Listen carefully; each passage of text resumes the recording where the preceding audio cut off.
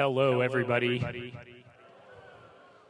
My name is Jack Haskell, and I work for the Pacific Crest Trail Association. It is a huge honor. I thru-hiked the PCT in a heavy snow year, just like the stories you're about to hear, and it changed my life. The Pacific Crest Trail runs from Mexico to Canada, and it passes by the most beautiful places. But more than that, what I've learned, it's the people in this experience. People from all over the world, and in the United States, we're lucky enough to have about 15,000 actively engaged donors, volunteers, people like you. Today, I'm welcoming all of you into that community because this is a fundraiser for the Pacific Crest Trail and the Pacific Crest Trail Association. So thanks for attending, thanks for your interest in the PCT, and thanks for being a part of this really remarkable conservation project. What I know about this area, I live down the hill in Sacramento, it's where our central office is located.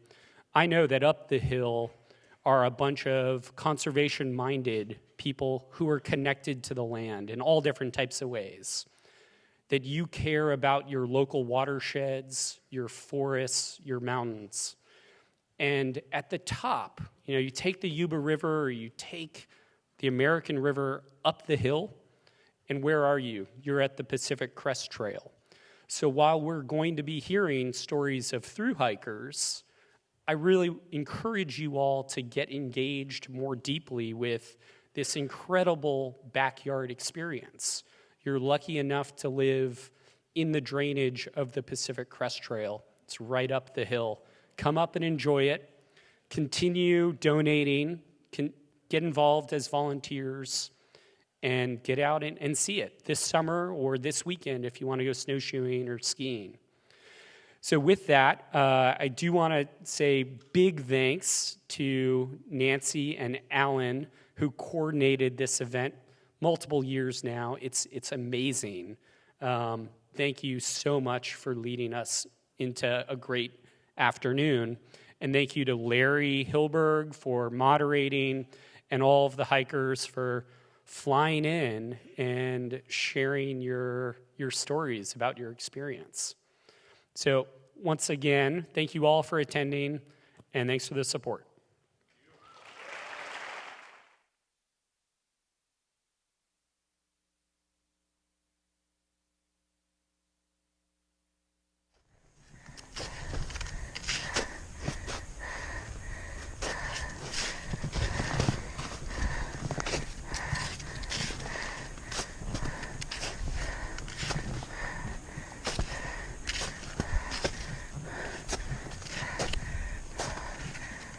We've got to talk about this winter season. There was January, February, everything buried. It just kept going, and we ended up with 202% of normal. That's supposed to be a house back there. Trust me, nobody wants anything to do with the Sierra snow until at least August. To me, that's a limit situation.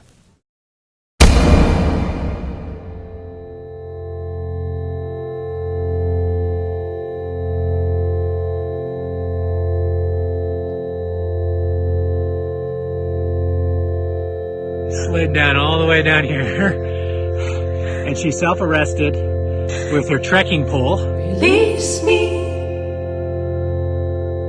from the pattern of electricity. Save me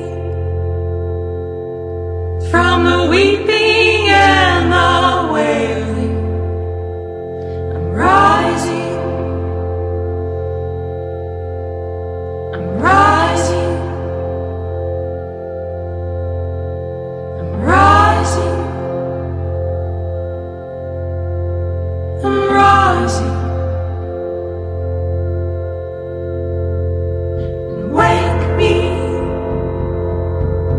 I'm in a force with all my might. I'm gonna rise up before I die. I'm rising.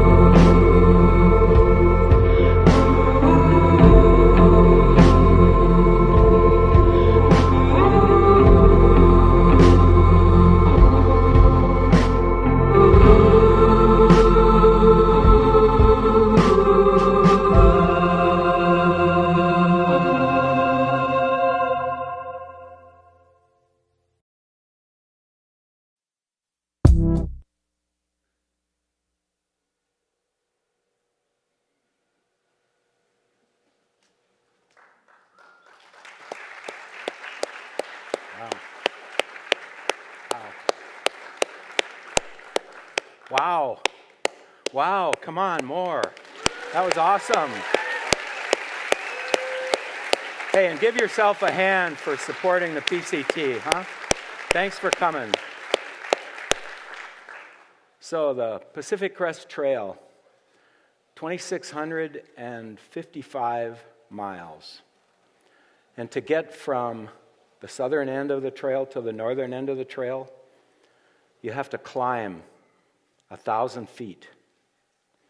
Except to do that, you have to elevate yourself 492,000 feet and drop 491,000 feet. So it's not a walk in the park.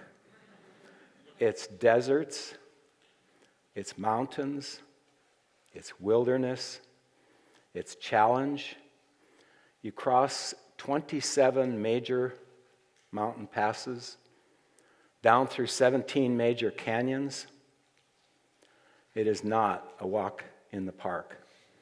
And we'll be enjoying some conversation with some folks that have done that. It's a major challenge.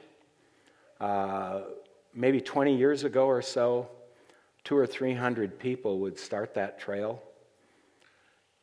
These days, it's more like 5 or 6 or 7,000. Only 20% finish. It takes a lot. It takes a lot of inner strength. It takes a lot of physical strength. There's bugs. There's ice. There's snow. There's high elevation. There's elevation changes. There's wading across rivers, falling in rivers, swimming in rivers.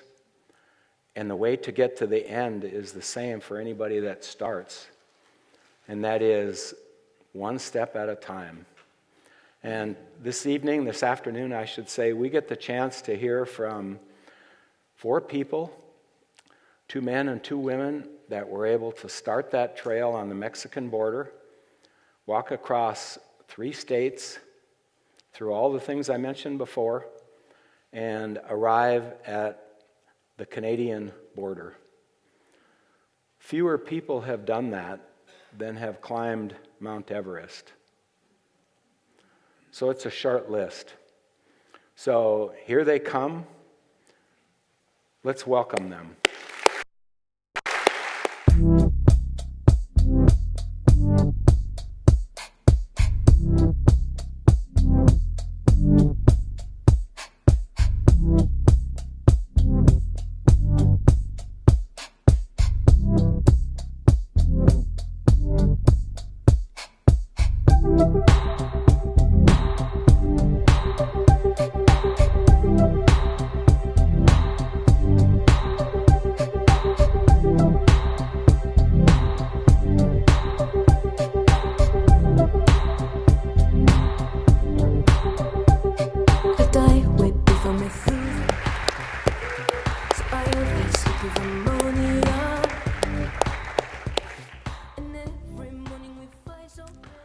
All right, here we go. So just briefly, trail names. When you start the trail, usually somebody awards you a name or somewhere along the trail. You don't get to choose it yourself. Somebody else chooses it for you, and you become a trail person that can share as little or as much as they wish about their real selves. So let's have each of these hikers introduce themselves by trail name and just talk briefly about why you decided to do this.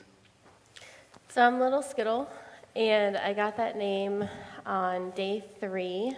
I was pointed that name instead of Rainbow Warrior because I was with a group of wounded warrior vets who were hiking, and I was little compared to them, and I had all colors on possible. Job I came from, I wore a lot of black, so I decided I want to be seen out there, especially with all the snow. So I also ate a lot of candy. That was like a major food group of mine. So first was Rainbow Warrior. I said no thank you, and got deemed Little Skittle instead. So I happily accepted. I got the name Grizzly back in 2016 when I was hiking the CDT on the first day of the CDT up in northern Montana.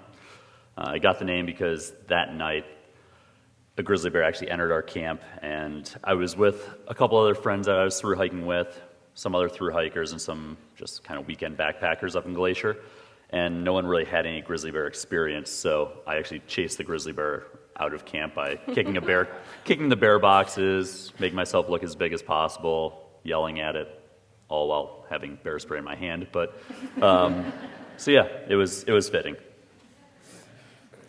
And my name is Flamethrower. I did not take this name until May, and I had been on trail since late March. There were other failed attempts at giving me a trail name, and I took none of them. And I took Flamethrower because the group that I was hiking with in the desert, none of them cooked in the morning or used their stoves. And I had a routine in the morning. I would boil water and make my instant coffee and my instant oatmeal. And that was my start to the day. So they knew when I was up, we all camped near each other. So when they heard the blast of my stove, they knew that I was up. So I was the Flamethrower after that. And I'm Rooster. I don't know if I pronounce it well or not, because you may notice that I got quite a thick accent. I'm actually from France. I got this name right at the beginning, maybe like 2 weeks after the beginning, because I was always doing this strange noise when I was lost or I was trying to find my buddies in the woods. The only thing that I was able to say to find my way on the trail was to make my kukukarakaku. Don't ask me why. And yeah, it started like that. It was like singing bird at the beginning, and after that, as I was French, I guess, because the symbol of France is a rooster, I got Rooster, and I took it.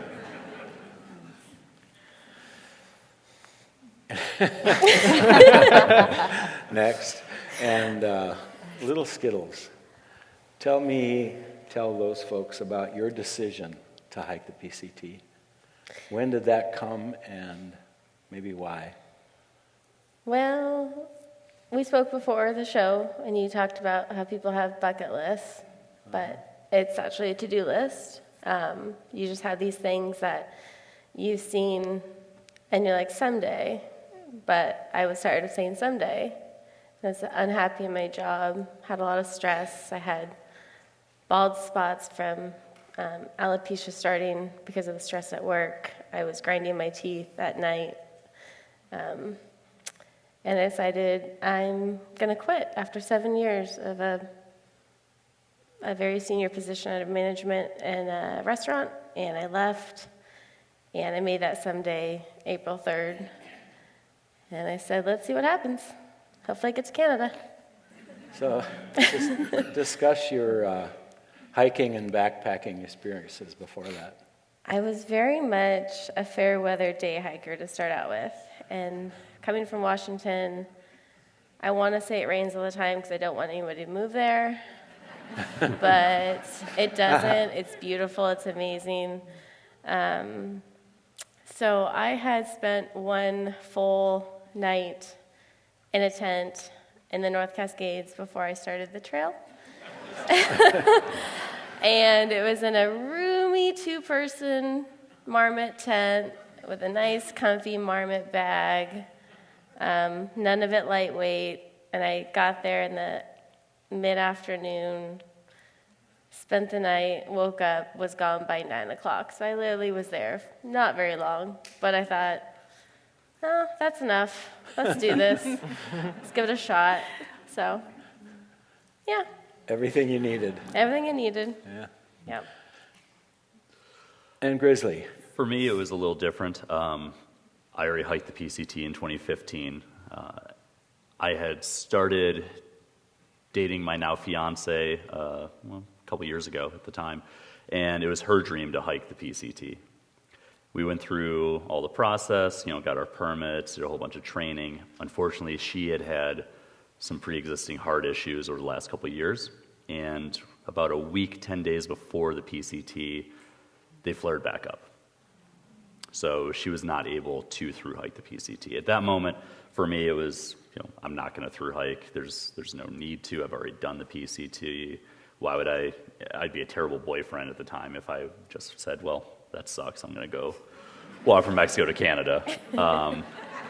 So after talking to her, after a lot of thought and a lot of her pushing me to go do the trail, if not for myself, but for her, finally decided that I would get back on trail and start walking to Canada, if not just for myself, but for her, really.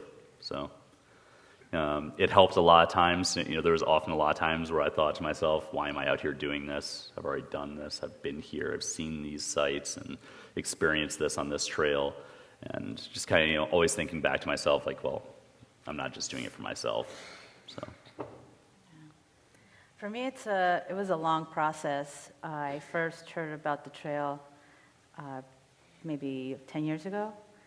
And back then I wasn't even much of a day hiker, even less of a backpacker. I could not relate to the idea that someone would carry everything they need on their back and go to the woods and sleep there. I mean, who does that?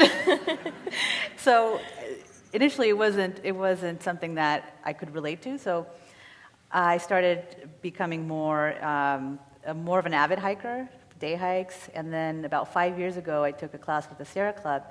They taught me how to backpack. So what gear did I need, what shoes, what food, and then the idea of the PCT, of a trail that starts at the border with Mexico, and if you just keep walking, eventually you get to Canada.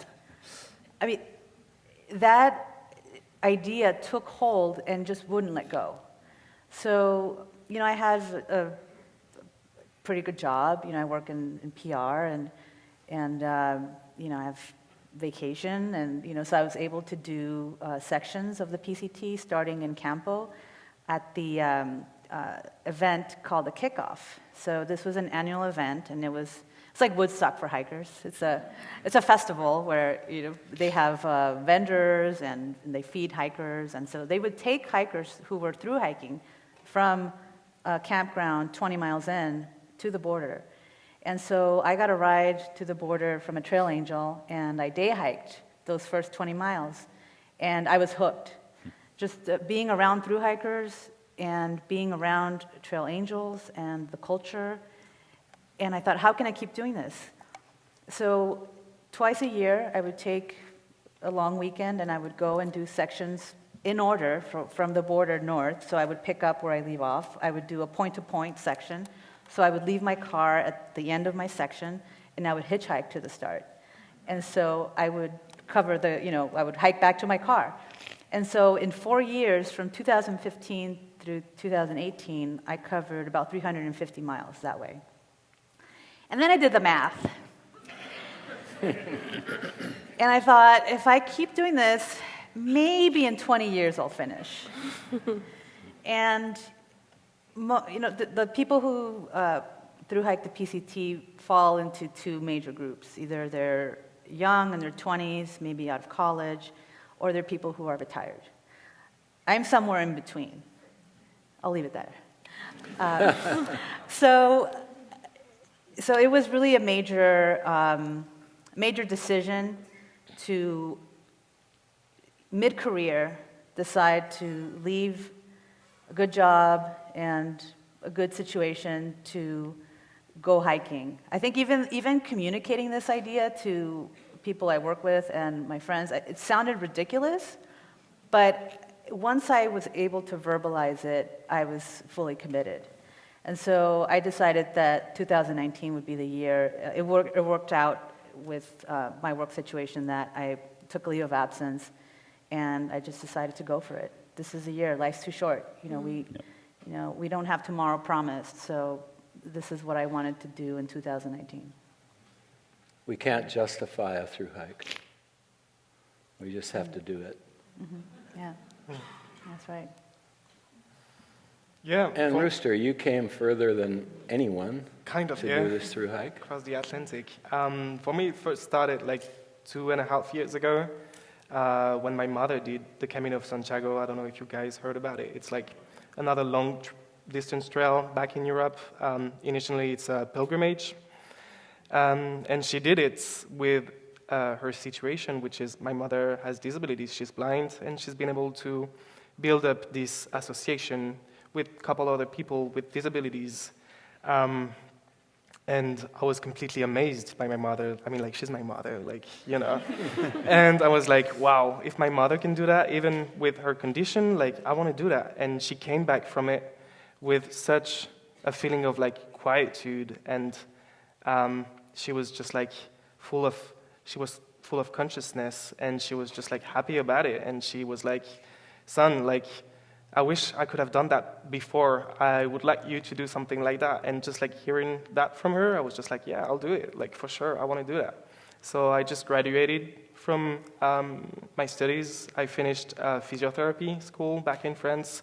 And I was just like, yeah, I'm going to go for it. And first thing, I've been hiking the whole thing from France, from Le Puy-en-Velay, which is like in the middle of the France. It's completely different from the PCT. It's a total other trail, but I really liked it. I was completely hooked, not only for the landscapes, but like mainly for the people. Like, I've been meeting so many people from all over the world with like complete different social background that I had, different stories, different, that I've been encountering like different things in life. And I was just like, oh my God, I want to do that again. And when I had the chance to get a visa for Canada, 1.5 years ago, one of the first things that I've been planning is that, okay, through my 2 years here in North America, I want to find something to just put me back in that feeling that I had when I was back on trail. Like, I miss it. I want to go back to that state of mind. And I made a couple researches. I heard about the AT because I was back in Montreal back that time. And I was like, okay, that's the one that is the closest for me. But there is this little one that I can see that is also on the West Coast, and it seems like pretty neat. Like, it seems like it's pretty beautiful. And yeah, I just like throw my hat in the ring, and I was just like, I'm gonna go for it. And yeah, I haven't been disappointed. It was awesome. And then the first day, 20 miles or so behind you, and only 2,635 to go. Mm-hmm. Yeah, it's a long, continuous, one-way journey, a very profound experience. So there were no noble reasons expressed, no high, lofty goals. And I think that's the way for most, is it not? How about yourself? How about you? No lofty goals. I just know I wanted to have an experience. Put myself out of my comfort zone and see what I could do. Would you guys, we'll start with Grizzly, would you encourage others to do it? Oh, absolutely. I mean, it's 90% of it is just getting there. Just, get to the terminus and start walking. You're going to sit there and second guess yourself. Can I do it? Do I have the right gear? Do I have this? Do I have that? But honestly, until you get there, you don't know. Just get there, start walking. You'll figure everything out along the way. You're going to make mistakes. You're going to make a lot of mistakes. You're going to learn a lot from people around you. Just give it a shot, because you're going to learn a lot about yourself, whether you hike 2,653 miles or 500 miles or whatever it might be. You're still going to learn a lot about yourself. So, yeah. There's not only one way to do it. Like, no. We often say, like, hike your own hike, because, like, every hike is completely different from one person to another. So there's no fear to have. Of course, like, you can have anxiety related to the landscapes or, like, the resupply strategy or logistics behind that. But technically, like, you don't have to plan that much just before. You just got to be sure of yourself, just be confident in the other, that you're going to team up, because you're going to meet a lot of people. Mm-hmm. And it's just like, you don't need to push the river. Like, the river goes on its own, and it's easy. Everyone has their own tolerance level. So for me, I had to decide what were my deal breakers. What would get me off trail? So my 3 biggest fears were a death in my family or some catastrophic event that would force me to go home. Hike-ending injury, so breaking something, and running out of money. So those were my 3 main fears. And So whenever when I had blisters, or when I started developing plantar fasciitis, or when I fell off CV Pass, I went through my checklist. Is this catastrophic event? Is this a career or a hike-ending injury? Is do you still have money? If the answer to those three, or if the answer was in the affirmative, then keep going.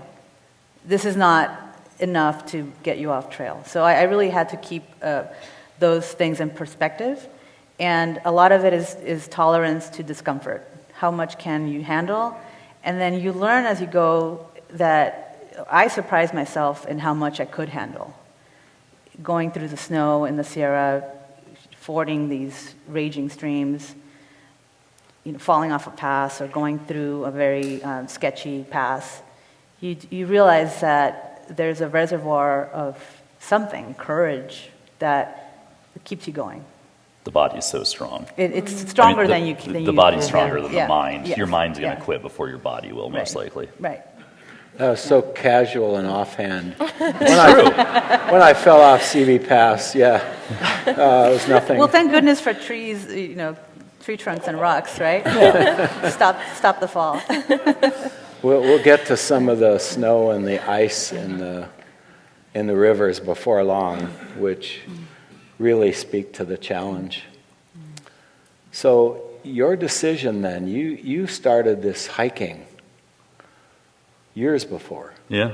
Back I did the JMT in 2014, and that kind of got the ball rolling, and then PCT in 15, CDT, Colorado Trail a couple times, Superior Hiking Trail in Minnesota, and then back to the PCT again this year.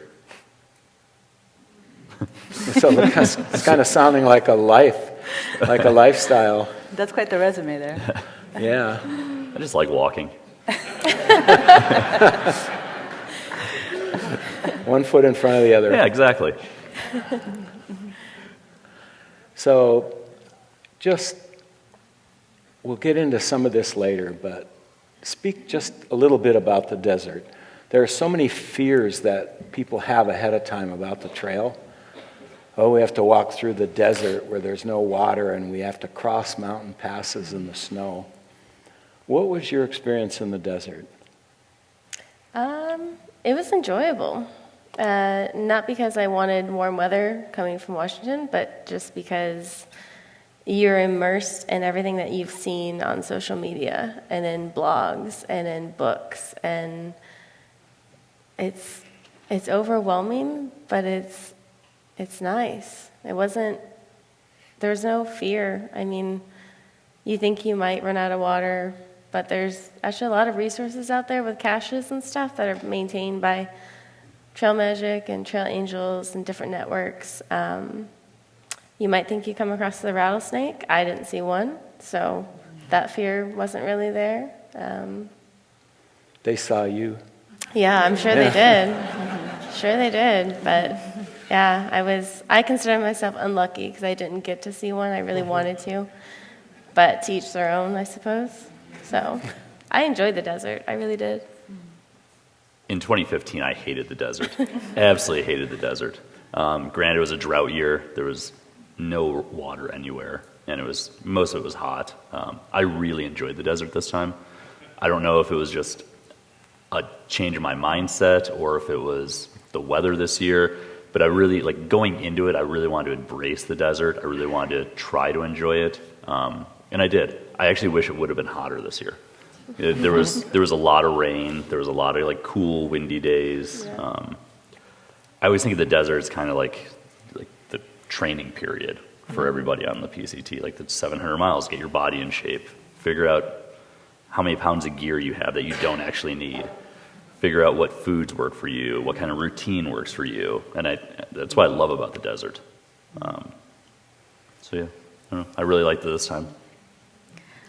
I'm spoiled. I'm from Los Angeles, and I have access to, the southern portion of the PCT year-round. So when I was doing these section hikes before I actually did the thru hike, I had already gone through those first 350 miles.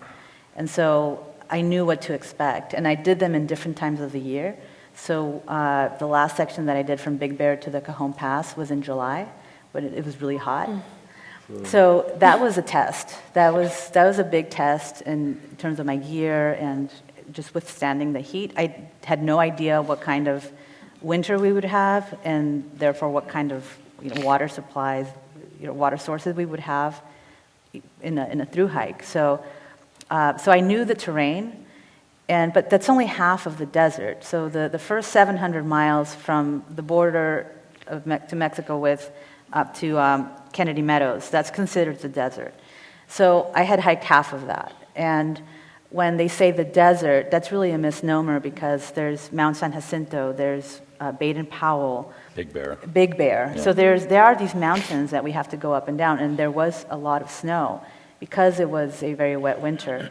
So there was some sketchy areas around Mount San Jacinto. Fuller Ridge is probably the most notorious in that area. And then going up, summiting Baden-Powell in the snow, and then getting a snowstorm into Tehachapi in May. You just never know what to expect. So the desert generally means the desert, but it also doesn't mean the desert. It means some snow. It snowed on me on the aqueduct. Yeah. Really? Yeah. Yeah. So I liked the desert. I liked that I was familiar with a lot of it because mentally it wasn't such a shock to the system, and so I was able to ease into a through hike and know that if I got through this, and I was able to get through what was to come. I guess thanks to social media, there are a lot of fears, like fears of illegals, for example. Even though they're the last people that want you to see them, they pretty much hide away. And for you, Rooster, there are no deserts in France. I didn't have any expectations. Like the landscapes, and that is like for the whole trail, is completely different than what I've been experiencing before back in Europe. So I just literally showed up like a little flower without expecting anything. I was completely oblivious about everything, which could have been like a fatal error. But technically, we've been in a way kind of lucky this year for at least the deserts, because I've been starting quite late. I've been starting on May 15th, which is usually quite a late start date. So I was at the beginning freaking out about the fact that I might just, dry completely in the desert, because, I had no idea. And he ended up being, quite well. And actually on the second day, literally on the second day, mile 40, I was caught into a hailstorm, and I was like, what? What am I supposed to expect? I had really no idea. And it was, really fun, really beautiful, because also for me it was, brand new. All those flowers blooming everywhere. The mountain range, as you said just before, every single day when I was waking up and opening my tent, it was just So I wasn't just that much concerned about the weather. I was just taking each day as a brand new one, and I wasn't I haven't been fear-mongered, can we say that in English, by social media or anything before that, because I haven't made that much research before. But no, it was nice. I really liked it. It's one of my favorite spots all over the trail. So, staying with you, Kennedy Meadows. And for you, that's an area where all the hikers sort of gather for their push into the Sierra without knowing what to expect. And how was that for you, embarking into the High Sierra? It was great. I was really excited because back then I started understanding that it's going to be really challenging, but it was also exciting in the same way. I had teamed up with a group of people that I'll always have in my heart back then. My trail family, because this is how we call the people that we are hiking with, bounding with all over the trail. I was with an international group of people. We were from France, Sweden, Brazil, Australia, South Korea. And it was amazing because for a month, it took me a month more or less to go through the desert. I've been surrounded by amazing people, and knowing that I was about to enter in such a challenging stretch with those people was just like crazy for me. It was like really exciting, especially because like when you enter at Kennedy Meadows South, you got a place where all the other hikers are waiting for to gear up and to prepare to enter into the Sierra, and you get like cheered. Can we say that in English? Yeah. By all those people, so it's really like a welcoming feeling, and everybody's like really excited. Everybody's really tense, but in a good way, to enter into the Sierra. So it was like a really good feeling back then, and I was really happy to go in it with the people that I was with. It was really great. So we'll come back to that. Flamethrower, how about you? What was that like to all of a sudden be in the snow? Well, I pretty much had my mind set that I was going through the Sierra. For me, it was a matter of finding the right window. And I was very lucky that I met hikers along the way that were ahead of me and that I was in touch with. And a couple of them are here today, so thank you. You know who you are. So I was able to keep in touch with some hikers who were telling me what conditions were ahead of me. And so I was able to be prepared mentally. And I had my gear shipped to me at Kennedy Meadows. So I had nice axe, crampons, micro spikes. I had a heavier sleeping bag, a warmer bag. So I was geared up. But it's one thing to envision the snow or to think about what it's going to be like, and to be actually in the middle of it is quite different. I mean, you know it's going to be hard, but then you're in the middle. It's just very slow going. So we had to adjust expectations. I couldn't do 20 miles a day in those conditions. The most I did in the Sierra in one day was about 17 miles, and that was a 16-hour day. So that was about a mile an hour. And it's just, you're hiking in knee-deep snow. Sometimes you're post-holing, so you're breaking through the snow, and you're falling. And if there's a stream underneath, you're getting your feet wet. And so it was just a matter of accepting that this is what it's going to be like. For me, when I realized, living in Southern California, we got all those storms that the Sierras got, right? So I had an idea that this was going to be a very wet winter. So I went through the 5 stages of grief when I realized this is the trail I'm getting this year. There's no wishing for no snow. You can't wish it away. So I had to accept that, and so I had to prepare myself. And back home I took a snow skills class, so I practiced glissading and self-arresting, stopping my fall with a nice axe. So I had to practice that ahead of time. And then I had the snow in Mount San Jacinto and Baden-Powell. So it wasn't the first time I encountered snow. I had already encountered snow on the trail. So it wasn't that big of a shock. It was just how long I had to endure the discomfort. And so I went in thinking, I'll stick with it as long as I can. And mentally, I gave myself bailout points. There's Cottonwood Pass, there's Trail Pass. There's different points at which you can leave if it becomes too much. But we got to Kearsarge Pass, and, I'll share maybe a little bit of what happened there. But my hiking partner at the time, Crazy Burrito from Denmark, she had to be airlifted out of Bullfrog Lake. And so that was the footage of the helicopter you saw earlier. And so she had to be transported to a hospital in Visalia. And so when we reunited in Bishop 5 days later, there was no question that we were going to quit. We both went back in. And that wasn't the case for everybody. We saw people coming out of Kearsarge who we had hiked with earlier who were done. They were done. Their level of comfort was different. They just didn't want to endure days of snow, just complete white conditions as far as the eye can see for days at a time. So, like I said, everybody's different. We wanted to push on, but it was hard. I mean, it's just the same, just getting used to the idea of hiking with wet feet all day long, and then getting to camp and putting some dry socks on, and then putting on your wet chute and wet socks in the morning. and do it all over again for 3-4 weeks. Yeah. My wife Helen did a thru hike, and her motto was, turning back is not an option, but you only do it when you must. Mm-hmm.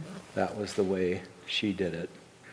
Grizzly, when you were up in the High Sierra, were you alone? I'm just wondering, was there ever a time when all you could see was snow and there was no tracks? There's no signs up there. I know there's something like 210 miles without a building, without a power line, without a ranger shack. Basically, there's nothing. Were there moments like that? Yeah, I mean, there was definitely moments where, I mean, I wasn't alone. I was with a group of 7 of us that were hiking together. But, you know, alone per se, yeah, you felt like you were very, very minuscule, just like a small speck, especially moments like Forester Pass or the Bighorn Plateau where you're all above tree line and you're just staring out at the expanse of just white. Luckily for me, I was just following little Skittle's footprints the whole time. But yeah, they're small footprints. He but, made it. Yeah, I mean, you definitely, there are times where you feel lonely. There's times where you feel insecure and, you know, kind of question whether you're going to make it or not. There's definitely times when you wonder if it's safe to be doing what you're doing, but yeah. So what do you do in those moments? Just keep on walking. It's never as bad as you think it is. It really isn't. That's profound. Yeah. It never is. I mean, it's true though. Like, you wake up in the morning and you're upset because it's cold. Your shoes are frozen. Your socks are frozen. It happens. It happens every day. You know, honestly, I mean, I guess for me at least, like, this wasn't the first time for me. It wasn't my first rodeo. I've experienced that many, many times. And just, you know, you have a good support system around you, hopefully, as far as the group of hikers that you're hiking with. And you can vent when you need to vent. You can listen when you need to listen. And yeah. No valet parking, no golden arches. No. And you. What was the How question about you? again? What for you? Up in the snow, I suppose you've seen snow when you were up in Washington, probably walked in it. Yes. But what did it feel like when you were getting to one of those passes? And for drivers, passes are the high spot, and often for hikers, those are the low spots. But sometimes when you cross a crest, because you don't know what's on the other side, and it's all white, what did it feel like? We just kept saying it felt like The Walking Dead had entered reality, pretty much. It was no longer a TV show, it was real life. Pretty much the entire time, the only people you saw were the people you walked out there with. You didn't see anybody. There were no footsteps.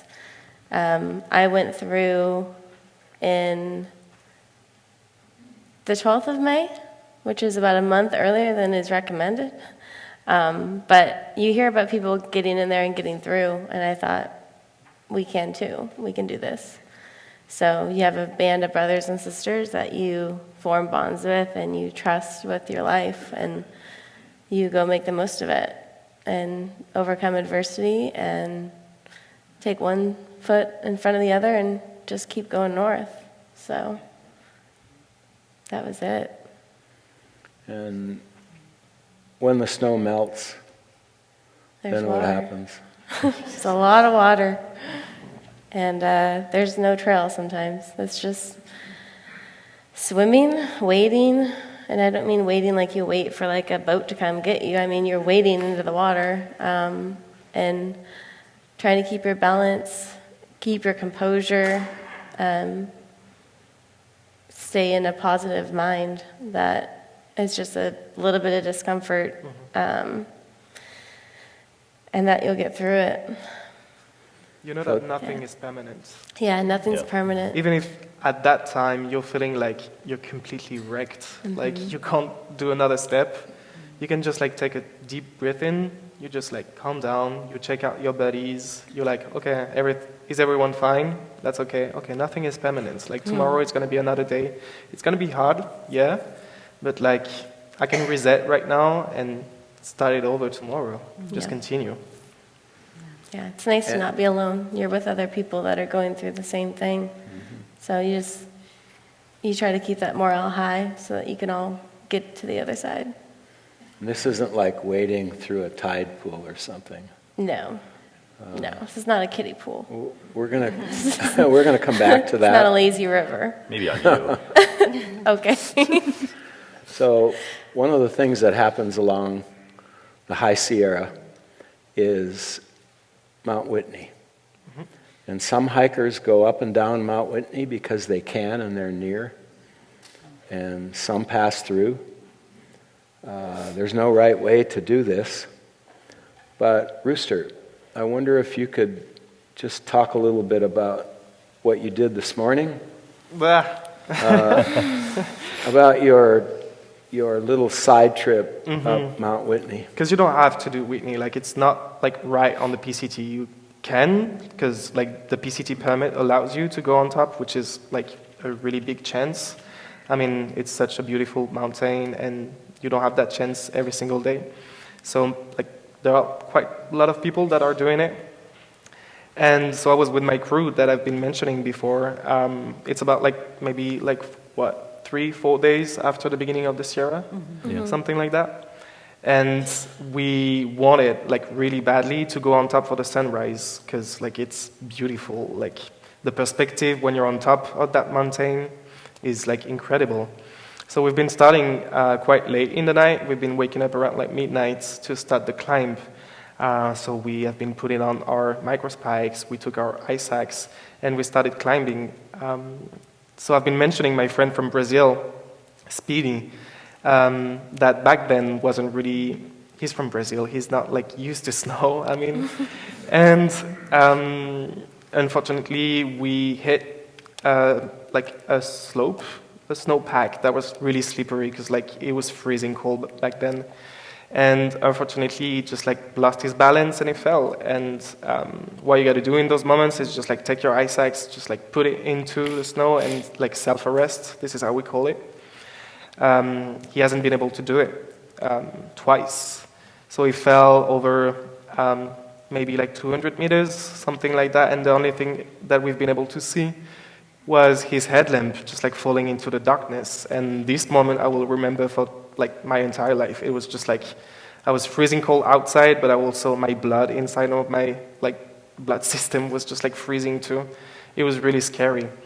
Thanks life, he hasn't been injured at all. He's been able like to hit some rocks and to stop himself. So he hasn't been all the way down. We joined him through rocks and we've been giving him like all our sleeping bags, puffy, whatever we had to just cover him up because he wasn't able to move at all. He was just like, he saw himself dying that day. He was like shaking and he was just like unable to move completely. So after a while, he decided to push the button of his locator beacon, which is the device that you use if you want to have someone to like come and take you with an helicopter or anything. And we ended up waiting for 5 hours during the night in the slope. It was really cold and it was like really difficult.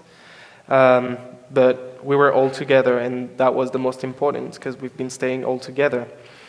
After those 5 hours, he's been able to move a little bit. We took his bag. We've been taking the rocks, so not the switchback on the snow, but the rocks. We've been taking another path to go down, and halfway downhill, we've been able to meet the rangers that were coming toward us. He was fine, thanks life. Nothing like tragic happened, but I mean, after that day, when we got back to the base camp, this is where my trail family just like completely splintered, like everything exploded, which broke my heart completely, because as I said before, like they were everything to me. I mean, I was 1,000 miles away from home, in the middle of basically nowhere, and they were everything to me. And so some of them just like quit the Sierra, they turned back. Some of them just like flipped. This is how we say when someone just like go up north to avoid the snow. Some of them continue just a bit further, And I was just like in the middle of that place. I was just like, oh my God, what the hell am I doing here? Because I literally saw my friend almost dying in front of my eyes. So Whitney will stay in my mind for like quite a while, I guess. It was really like frightening. And it was like the beginning of something that I wasn't expecting. Because yeah, the Sierra after that has been like pretty tough to me. Because I lost my trail family. It was difficult. And what did you do? I've been teaming up with 2 other guys, Cool Hand and Change from US. The other one left, and we've been able to continue. But I was going over Forester Pass, which is the highest point on the PCT, which is right after Whitney, completely silent. Like, I just told my buddy, okay, guys, I'm going to be silent right now. This is not that I'm not okay. It's just that I got to be focused, because after what happened yesterday, like, I don't want to, like, put me in any trouble. And we've been able to go over it and continue just a little bit. And after that, we went out through Killfish Pass to just get some rest, because like physically and mentally, even if it was just the beginning of the Sierra, we were just like exhausted. So right at the entrance, we had to take like 5 days off in a city in the valley, which is named Bishop. But you kept going. But I kept going. You kept going. Flamethrower. You spoke a little on the radio this morning about going up Forester. I wonder if you would describe that again, especially up near the top. Yeah, so I mentioned before that I consider myself a slower hiker. So what that means is that I needed to start hiking earlier than the average person and then hike later into the day just to cover the same miles. So in a couple of instances, for some of the big passes, we started in the dark. So I ended up going up to Mount Whitney as well, and I started that hike at midnight. And I also started at midnight for Forester Pass. So we camped a few miles south of the pass. And so we started hiking in the dark. And then we get to the base of the pass, and there's a few people in front of us, but not many. So we're one of the first ones that day. And we start climbing, and because the trail is covered in snow, in a normal or later in the year, you could actually see the switchbacks going up to the pass. But because it's completely covered in snow, people make their own paths. There's no one really following the app and tracing whatever's there. People just go straight up. Mm-hmm. And so that's not hiking anymore. That's mountaineering. Clearly. Because you're climbing vertically, basically. And so we started climbing, and Crazy Burrito is ahead of me. And at one point, there's a bottleneck at a rocky outcropping in the snow. And so there's a hiker in front of me who starts to panic. And I'm right behind her. And I'm not doing much better either. So I feel good that I have some company, that there's someone else who's also freaking out. And there's 2 hikers, Loki and Mellow Yellow. And so they were the helpers that day. They took it upon themselves to cut steps in front of us, and they focused on the people who they felt needed help, like myself and this other hiker. So they basically talked me through, and just with a lot of encouragement, and getting me through the spot that is known as the chute. So it's not very wide, but it's really the most dangerous part of Forester Pass. So there's a rock above your head. Normally you can walk on the trail, but because there was so much snow, that space is really compressed, and so you can't really stand there. So we were crawling on our hands and knees with the full pack, and then you have to stand up after you get through the spot. And the trail is as narrow as footsteps, really, so foot wide maybe. And normally, if you're going through snow, someone will put some anchor holes in the snow, so you'll see a hole there, and that's for your ice axe. And it freezes overnight, so it's pretty solid. So if you put your axe in that hole, if you slip, you have a pretty good grip. It will hold your body weight. But because it was so narrow, that part of the chute, I couldn't put my axe in the anchor because when I pulled it out, the weight of my pack would pull me back.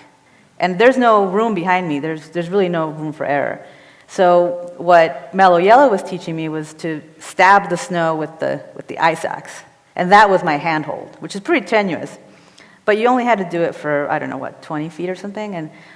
But that really was a moment where it was complete focus. There's no looking behind me. There's no looking down. So it was just a moment of complete flow. So I felt like I was in the moment. I was just looking at what's in front of me, and I have someone with me. So as dangerous as it is, I felt safe in a way, as safe as you can be in that situation. And once I was able to get through the crux of this pass, then you're able to scramble up to the summit, and then everything is just worth it. You just feel an enormous sense of accomplishment. That this is something, when we do the research, when I was doing the research on the PCT, everybody talked about Forester Pass and how this is really, it's the highest point on the PCT, is 13,000 feet, and to look out for that. So there's certain passes that people tell you to look out for. Forester Pass is one of them, Mather Pass is another. And then once you get through these major passes, it's not technical anymore, so you don't really need to climb as much. It's more of a hike up to the pass. But getting through Forester Pass was a huge relief, and also psychologically feeling like I have done pretty much one of the hardest things in the Sierra to do in terms of passes. That's before talking about stream crossings. So, but as far as passes go, we're good. Yes. So, when you were crossing that chute, did you look down? No. I have a suppressed memory of it, really. Someone took a picture of me. There's a photo of me going through the chute, and we can all read body language. My body language was fear. I was so tentative, and so I look at that image of myself and I see fear, just complete fear. But someone who's slowly moving in the right direction. So for you out there, the angle is about like that, and it's a long, long ways down. Yeah. But you kept going. I kept going. The thought that I had is there's no going back. The only way out is through. No one's going to come save me. There's no one going to come and take me to safety. There's only going forward. And so you really, when you have no choice, then that really spurs you to action.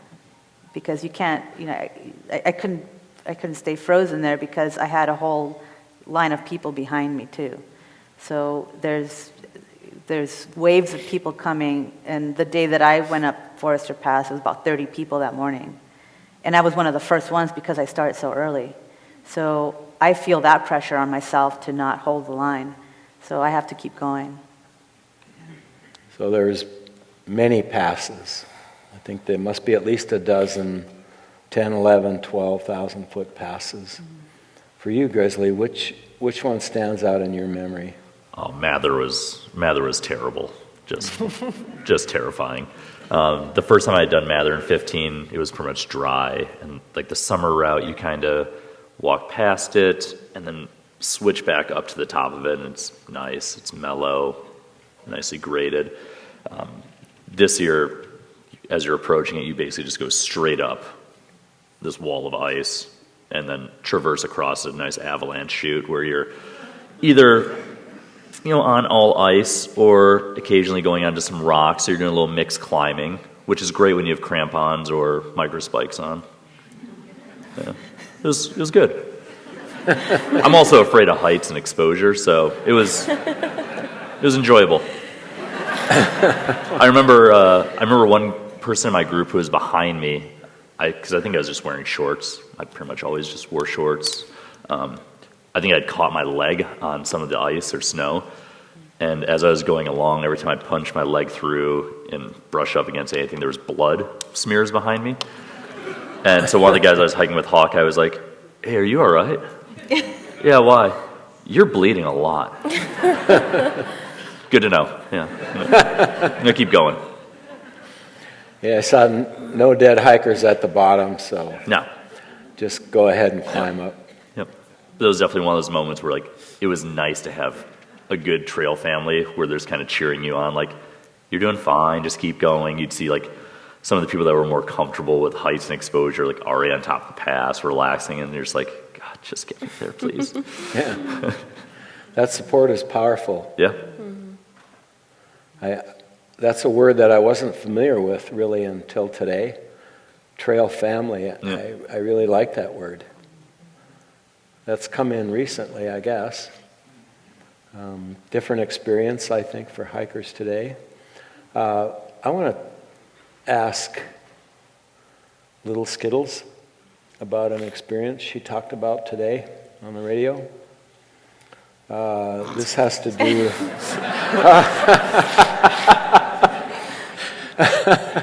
Yes, Larry? This has to do with a river crossing. Okay. Because crossing over the passes is a challenge. Save that for the next story. Crossing the rivers is death-defying and life-threatening and very powerful. Yeah.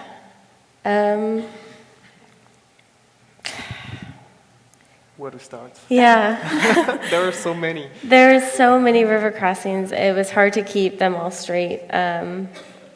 I had one that scarred me physically and mentally. It was in northern Yosemite, and I was with my trail family. Tramily had been reduced to 4 because of the hardships of the Sierra and whatnot. There was 4 of us, 2 guys, 2 girls. We get to the river crossings, and you go at your own pace as you're going through the Sierra, but you're always at least with another body. The 2 guys typically broke trail, and the girls followed. The 2 guys got to this one river crossing first, waited for us gals to get there. They showed us how to go across this log that was at a downhill slant. This log had a lot of striations in it, a lot of branches sticking out of it as tall as I was. And it was wet. It was about 4 feet from the rushing river below it. Literally rushing. It was loud. It was very overwhelming. A lot of stimulation going on. And they made it look they were very elegant just dancing across this log. It did not make sense to me, but I was like, hey, if they can do it, I can do it. It's like I'm following my brother, basically. So why not? So it's not wide enough to go step by step next to it. You had to go 1 foot in front of the other. It's wet. You're trying to get across these branches that could trip you up, grab your clothing, grab a strap that's loose or something like that. And you want to focus on your footsteps, not make a wrong step. And I couldn't do that about halfway through the log crossing, and found myself frozen, unable to move, just standing there staring basically at life. I want to get over there. I want to keep going, but I just couldn't. It got to me, and I had St. Nick on the other side of the log. He was kind of one of the leaders of the group, and just trying to coax me over, letting me know it's okay. You have 3 or 4 more steps, and my arms are here waiting for you. I'll get you. I'll catch you. And I couldn't, as much as I trusted him, I could not take those steps that are so easy anywhere, but there it wasn't. And next thing I knew, my legs started to twitch, and I could feel them failing, and I knew I had accepted the fact that I was going down. I was going to hit the log. I kind of had it in my head I'm going in the water. I'm going to get swept away. This is where it goes. This is how it ends. But I came to, and I had somehow miraculously just spider monkeyed this log. And I got clocked like I entered the ring with Mike Tyson, basically. It felt like he was my dentist. It was numb, but it wasn't. It was just throbbing. And Nick had grabbed onto my wrist. He'd reached out far enough to grab me physically, and they made sure I was coherent and there. And I scrambled across, crawled across as quickly as I could, and sat there in disbelief that how did I not go in the water? How did that not happen? It was so just split second, and one of the most frightening things I've been through, for sure, and definitely shocked my entire trail family. I still had Jade behind me to go. She was very hesitant, she was on verge of tears, not wanting to come, but she knew we had to keep going. We had one more river to cross before we had our camp we had planned to get to. And I had quite the face makeup for the rest of the Sierra. It was very scary. Mike Tyson punch, you said? Yeah. Mike Tyson punch for sure, or Holyfield, one of them. It's very rough, very rough. So when you think back on that now, what comes first to your mind? The time when you're standing on that log. It just makes me shake, really. It brings me back to the trembling on top of it. At first, I don't remember ever feeling scared when I took my first steps on the log. I felt very confident, felt very sure of myself. And for some reason, I lost focus, and I left the log, and I saw the water. And that's where my focus went was. Can you still hear the water? Yeah, it's loud. It's deafening, yeah. But you went on. You had to. Mm-hmm. If I made it, it was for a reason. I got to keep going. I got more to do. You're starting to get an idea what it takes. It's one hell of a journey. That's Bear Creek. It's one of the more fearsome crossings on the trail.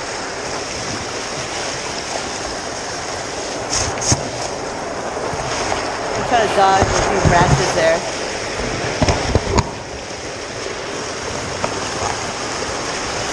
The water's not very deep, but it's very fast moving.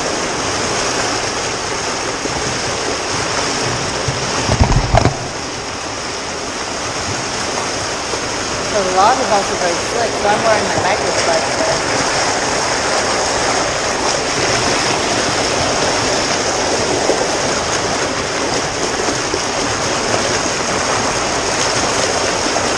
And on the other side is Crazy Burrito waiting for me.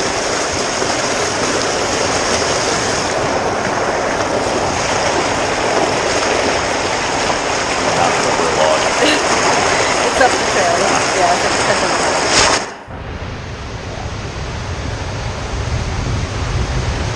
Those logs don't have the best of footing, as you can see.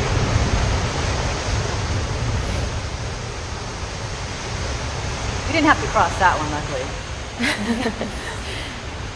And we haven't seen any bridges yet, have we? No, there are no bridges. No. So that was a moment you won't forget. No. Oh. Grizzly, do you have a moment like that?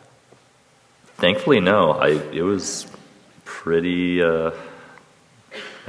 drama-free as far as river crossings. There was high river crossings, there was low ones, there was fast ones, there was slow-moving ones, but the only moment that we had that was anything really, I guess, worrisome or dangerous was one guy in our group, Hawkeye. We were trying to enter, it wasn't even a major river crossing, it was just like a tributary of a creek, and he broke through, trying to enter on a little bit of a snow bridge, and went underwater because he just fell right into the river. I was, a foot and a half, 2 feet away from him, and just grabbed the back of his backpack and pulled him up. But other than that, it was pretty drama-free. My group of 7 would all assemble at every river crossing. We kind of talked about it every morning, like, all right, this one, and this one might be trouble. whoever's hiking the fastest, we'll just wait there and we'll wait till the last person and we'll all cross the river together. We'll scout up and down the river, find what spot looks comfortable for us. Luckily for us, there was 3 guys that were 6'4", 6'5", made it a lot easier. So drama-free, hauling somebody out of the river by their backpack.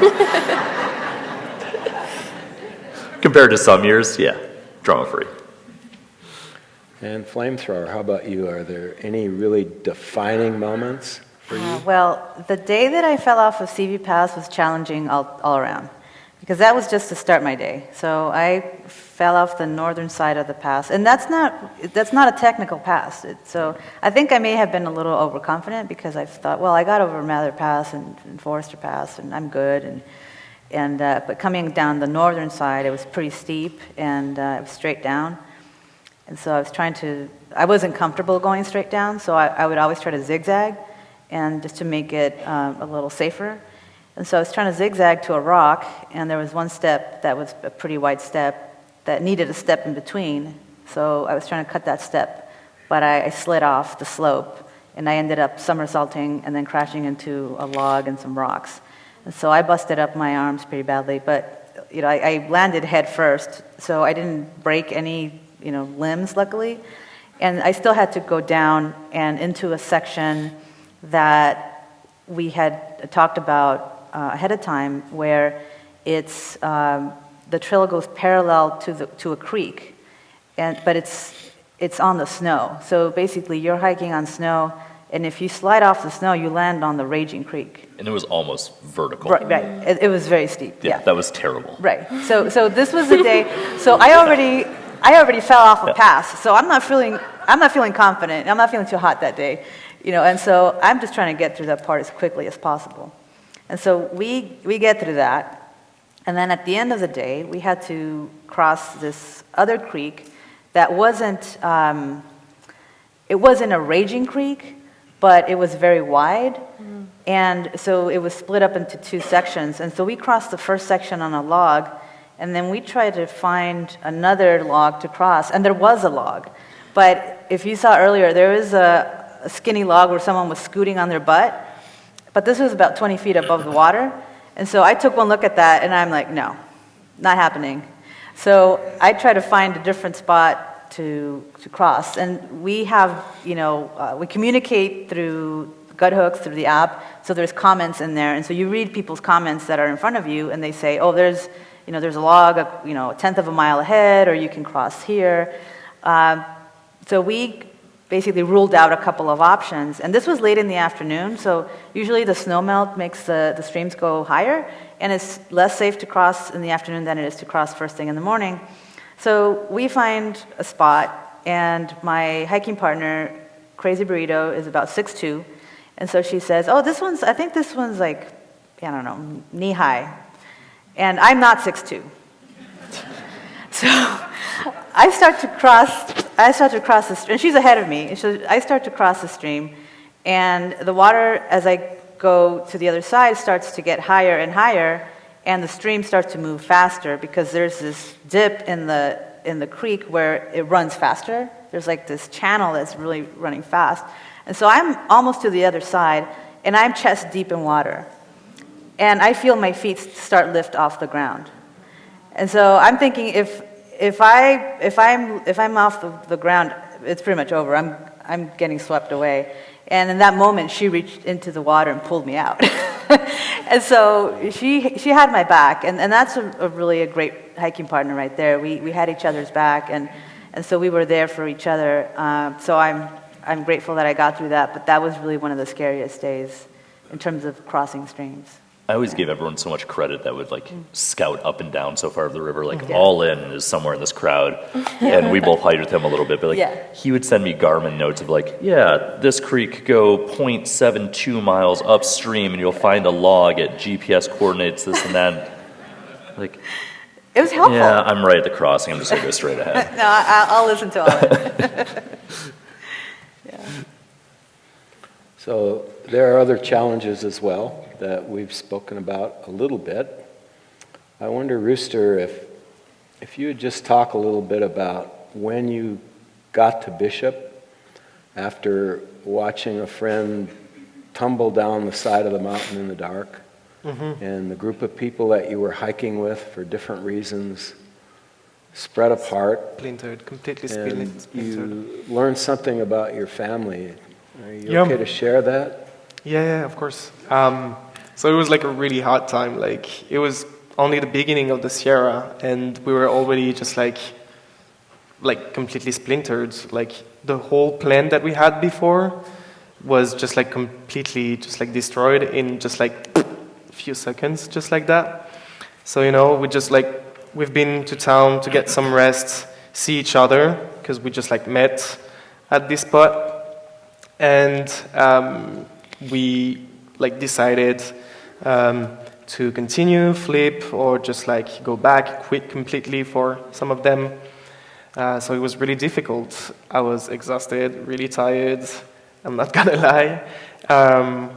I'm not one of the toughest. Like, I was really like overwhelmed by all those like information. And first thing that I do is like call my family, because I've been like far away from them, not even on the PCT, but already since like 1.5 years before that, because I left my country way before that. And I just want to hear my father's voice. I just want to hear my sister's voice. I just want to hear my mother's voice. And back then, my left foot was also like really hurting. And as a physical therapist, I was trying to convince myself that, you know, it's always easier to say to the others, like, oh, you should stop right now, you should get some rest. But like, when it's your turn to hear that kind of stuff, like, and you know that it's not going to get any better, I was just like, oh my God, oh my God, oh my God. And so first thing that I want to do is call my family. And bam, other like gut punch. My mother just like tells me, and I think maybe she did right, because I was so down back then that maybe it was the right moment to tell me. But 1,000 miles away from me, my grandfather just passed away right at the same time. So I was just like, I was like hysterical. Like, I'm pretty good at managing my feelings and just like deal with them. I think I got a pretty good like emotion intelligence, and I'm able like to deal with that. But back then I was, in one hand, completely hysterical, crying, screaming and everything. But in another hand, I was just like completely empty. I was just like physically and mentally completely like drained.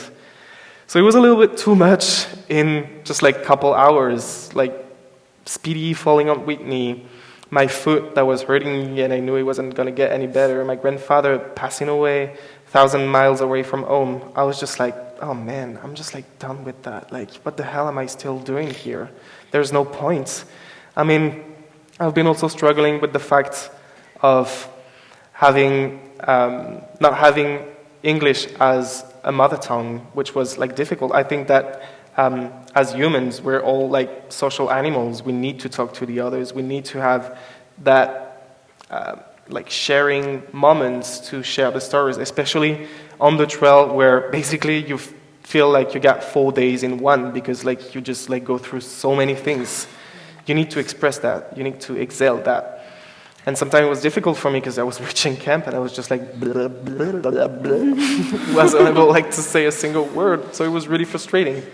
So back then I was just like, oh man, what am I still doing here? Like, there's no point. I could be with my family that I haven't seen in 1.5 years.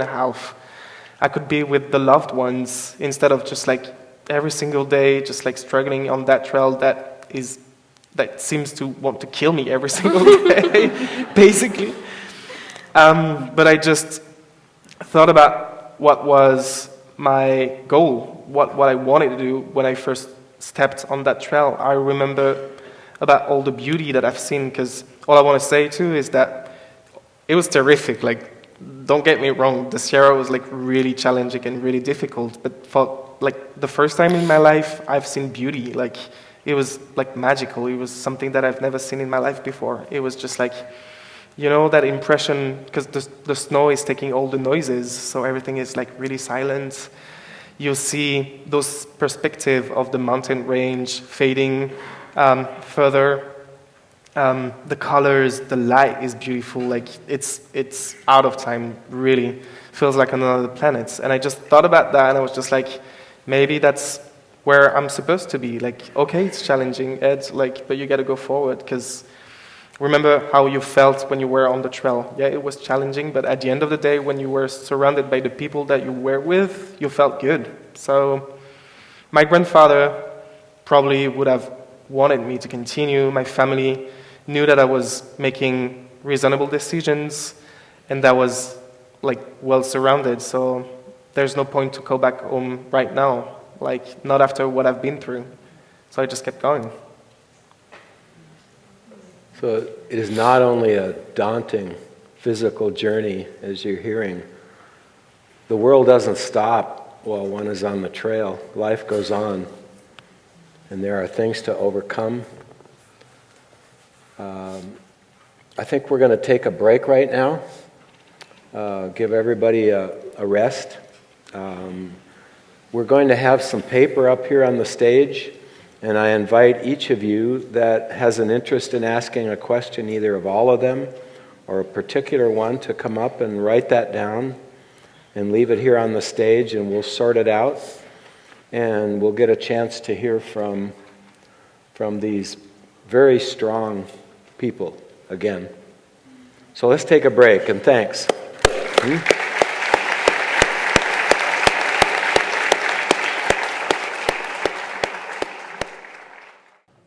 For those who haven't been here, this is when I cry.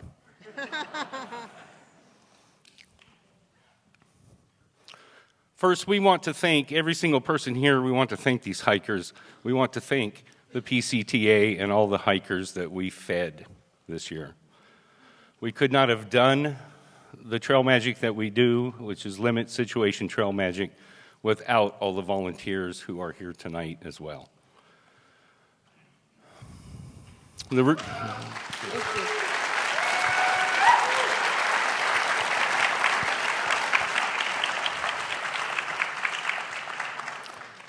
reason I get up here and cry is because it's a huge passion for my wife and I. And when we get back into this situation, all the gratitude that we were given over the summer comes back. And it's overwhelming.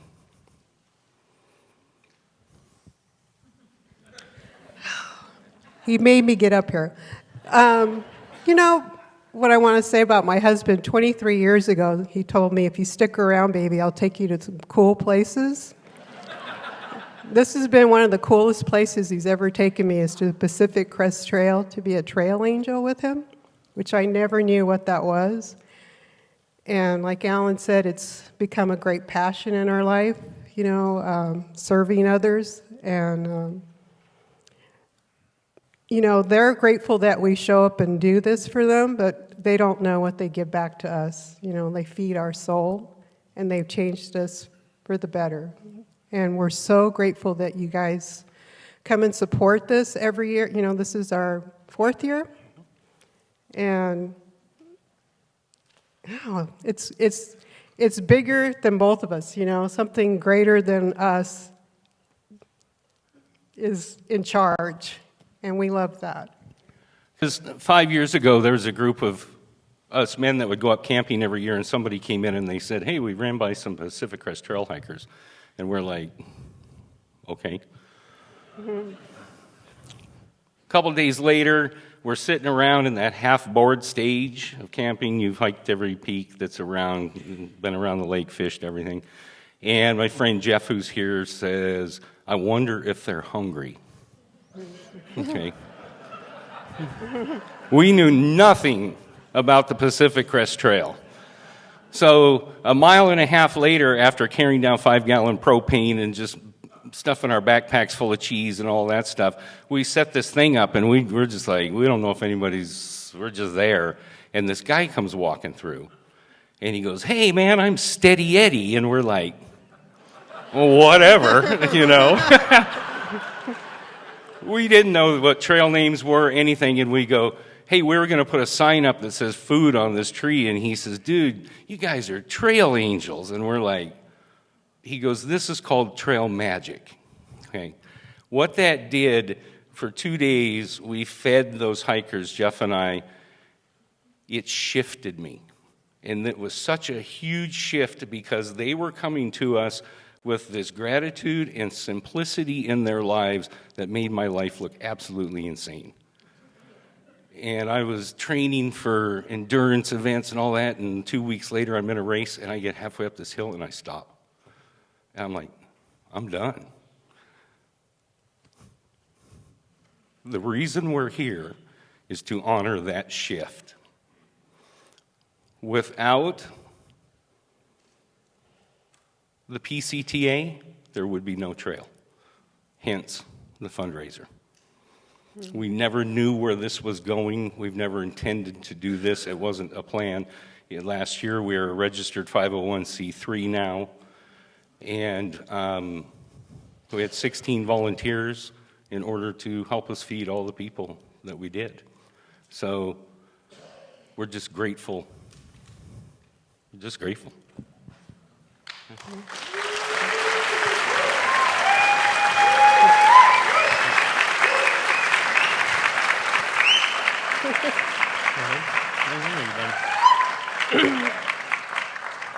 Now,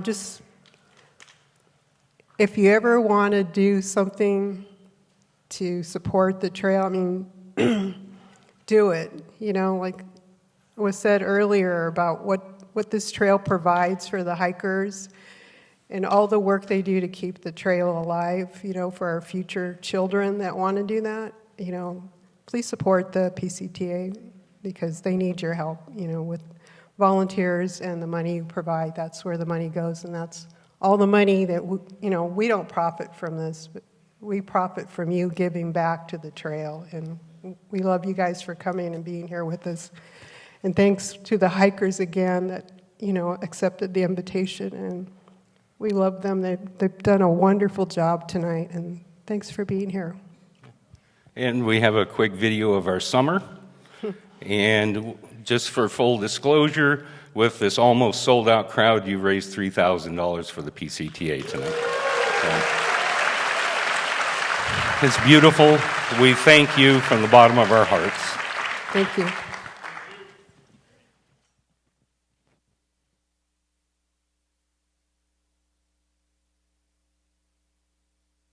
Well, we know where we're going, but we don't know where we've been. And we know what we're knowing, but we can't say what we've seen. And we're not little children, and we know what we want, and the future is certain. Give us time to work it out.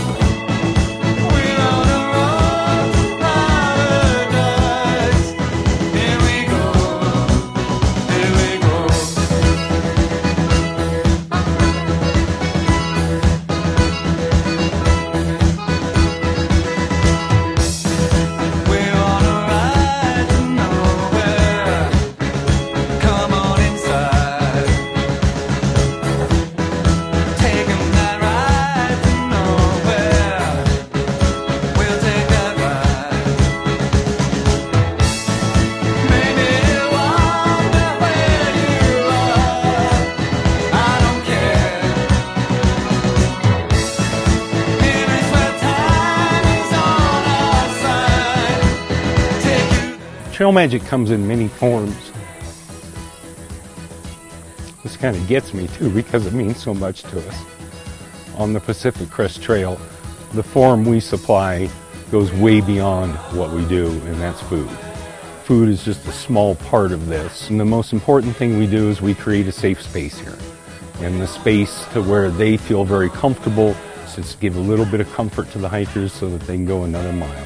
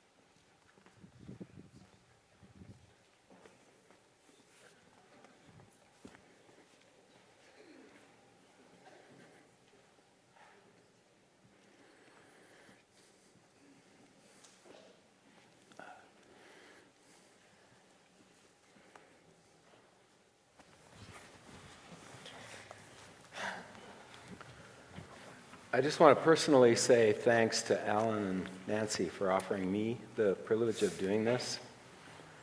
They are living one of the lessons that we can learn in life, which is that when things seem really down and difficult and challenging, kind of like they are today, help somebody else. And they're living it. So how about another hand for it?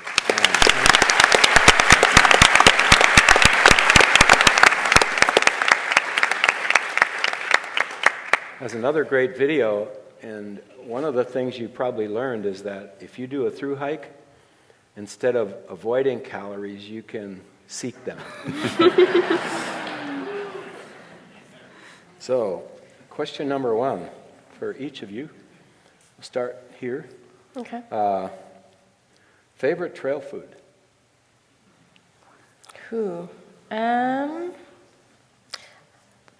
Snickers. Obviously, it's like its own main food group.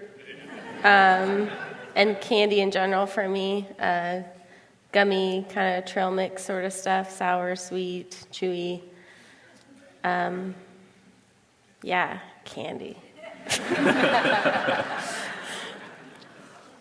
I would also have to go with probably candy as far as like general, but specifically Haribo, Gold Bears. Love gummy bears. Absolutely love gummy bears. By far number one. I'd say three things.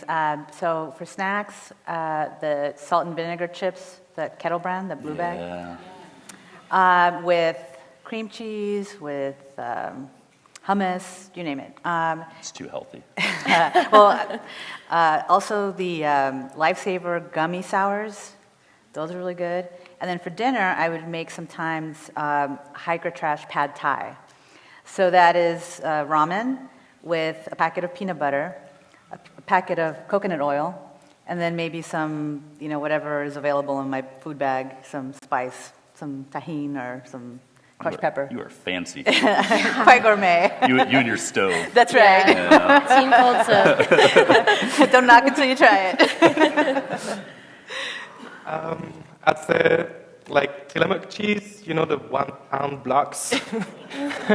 Like especially the jalapeno one. I was always carrying one just like on the side pocket, and I had like literally like the block that I could reach just like that, and I was just like eating it just like that. Otherwise, I like I it. mean, I'm French. Like, I gotta eat cheese. What? Yeah. And otherwise, the Sierra was like really providing. I've been able to catch some trouts. How do you say that in English? Trouts. Trout, yeah. And like spring onions. So I was adding that to my ramen. So I was making like a spicy lemon ramen with like trouts and. That was good. That was really good. It took a while. It was like super long, but whatever. It was really good. Super wrong. Nobody said kale. No. No. We'll probably have to turn the lights on for this one. Somebody asked, please ask the audience to raise their hands if they've attempted or finished hiking the PCT.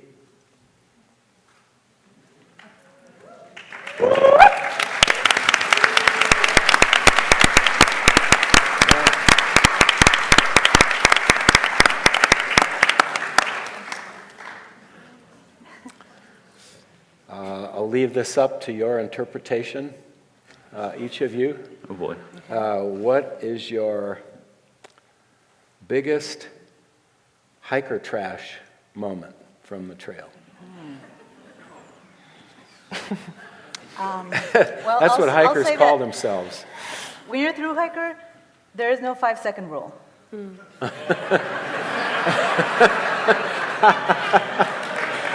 not apply. I think my biggest one ever wouldn't have been this year. It was on a previous trail where I was doing my laundry, and all I had was rain pants. I didn't have a rain jacket or anything on me, and I went to the local grocery store, bought a rotisserie chicken, and a tall boy of Coors, and ate said chicken and drank said Coors in my rain pants while sitting outside the grocery store on the curb.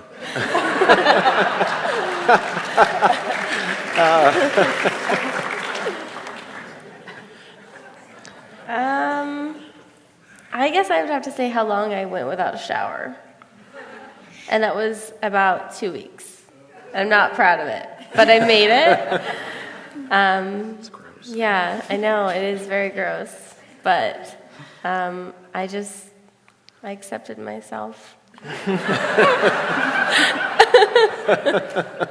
Was that Accept before or me, after the accept trail me. family? I was alone, Okay. but it wasn't because of that. It wasn't because of that.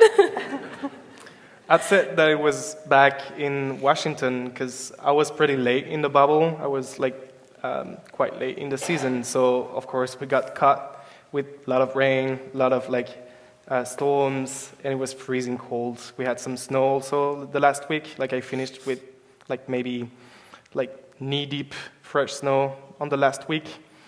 And my only goal back then, and it felt like it was completely normal, it was just like to go from pit toilet to pit toilet, to just like take shelter and sleep in them. And my whole plan was based on where were the pit toilets. And I was just like, literally just like sleeping all around the toilet, just like that. And it felt normal. It felt completely normal. And back then I was just like,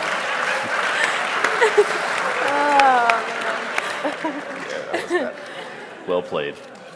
And that's after a long summer, too. So, like, those pit toilets were used in Washington. Oh, yeah, they weren't clean. They were well used. Yeah. So, yeah. Especially I by can the time tell. you got there. you win. Also, that was bad.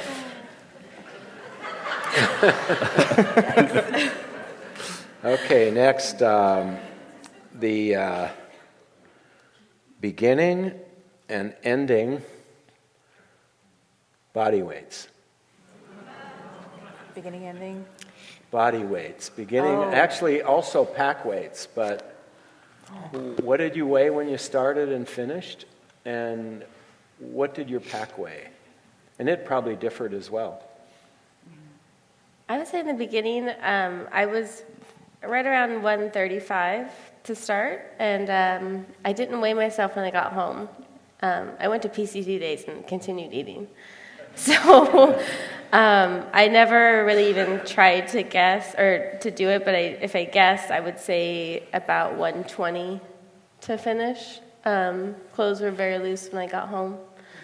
I was wearing a lot of yoga pants. And my base weight was right around 16 to start with, so it's non-consumable, that's non-fuel, food, water. And then I have no idea afterwards. I forgot to do that too. I think I started the trail around 210 pounds, right around there, and then finished at about 185.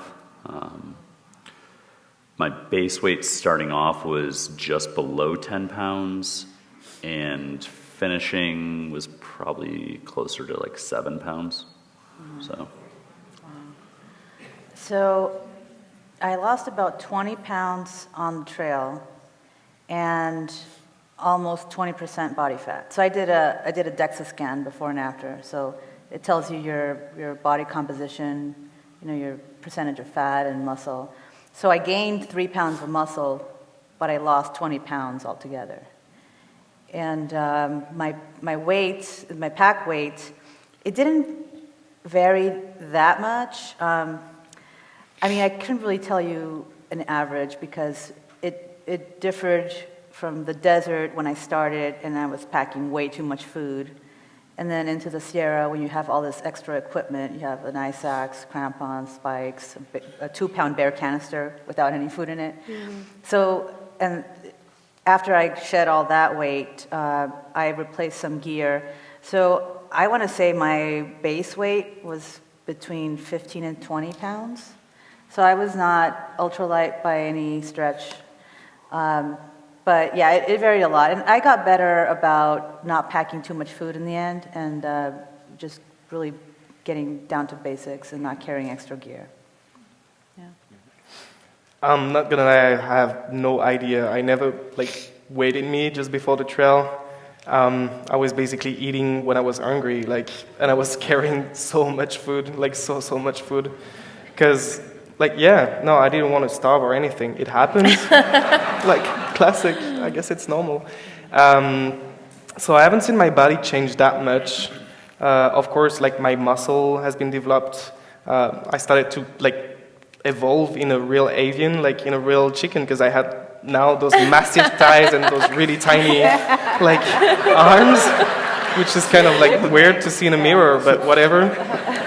And I don't think I've been losing that much weight. It's just it has been changing and my body transformed, but I haven't been starving or seen my body weight changing that much. And for the backpack, I have no idea because I knew that if I was waiting for weight my backpack, I was just oh my god, this is way too much, and I will start think about the thing that I will have to get rid of. So I was just I'll just go with the flow, I'm just gonna carry it, and it worked out.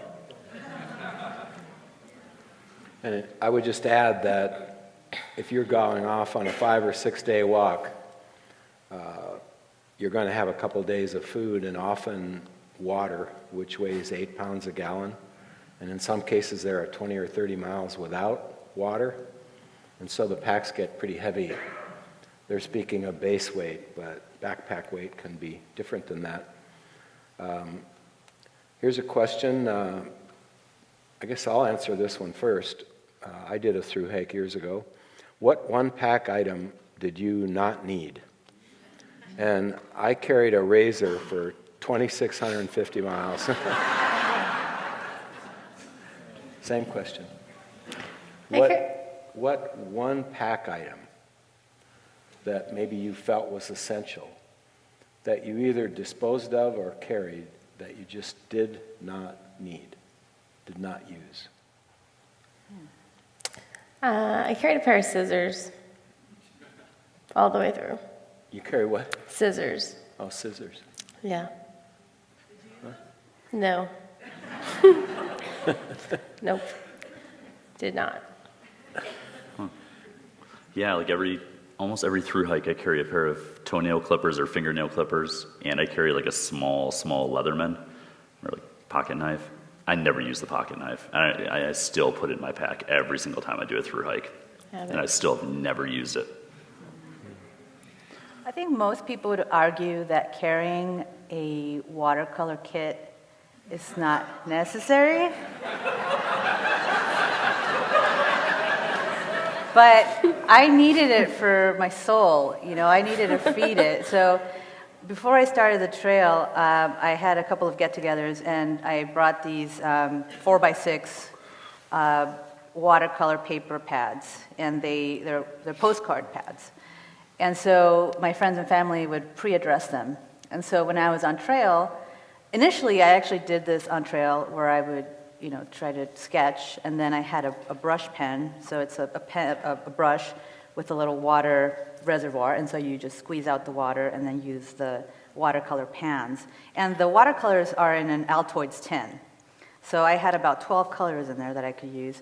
And so I would draw these postcards, and then when I got into town, I would send them out to my friends and family. And it got to a point where I was just too tired during the day to paint, or even at the end of the day. So I would take photos, and then when I got into town, I would make these postcards. And so I actually lost my watercolors at the church in Burney. I slept on the floor of the auditorium there. And someone found them because it became known with the hikers that I was with that I was making these postcards. So they found me on Instagram, and they're like, hey, so-and-so has your colors. So they shipped them up to Washington, and I reunited with my watercolors.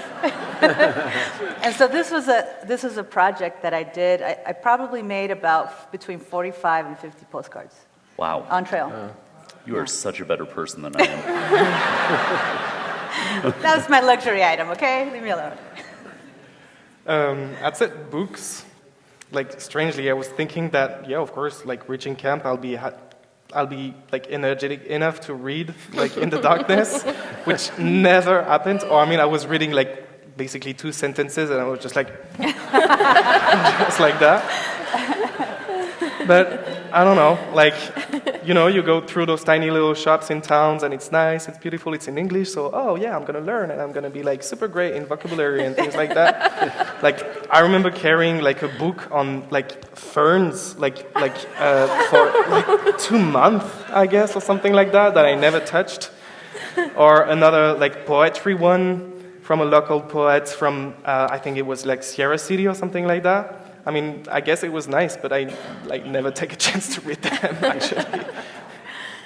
I'm going to turn that question around to be the opposite question.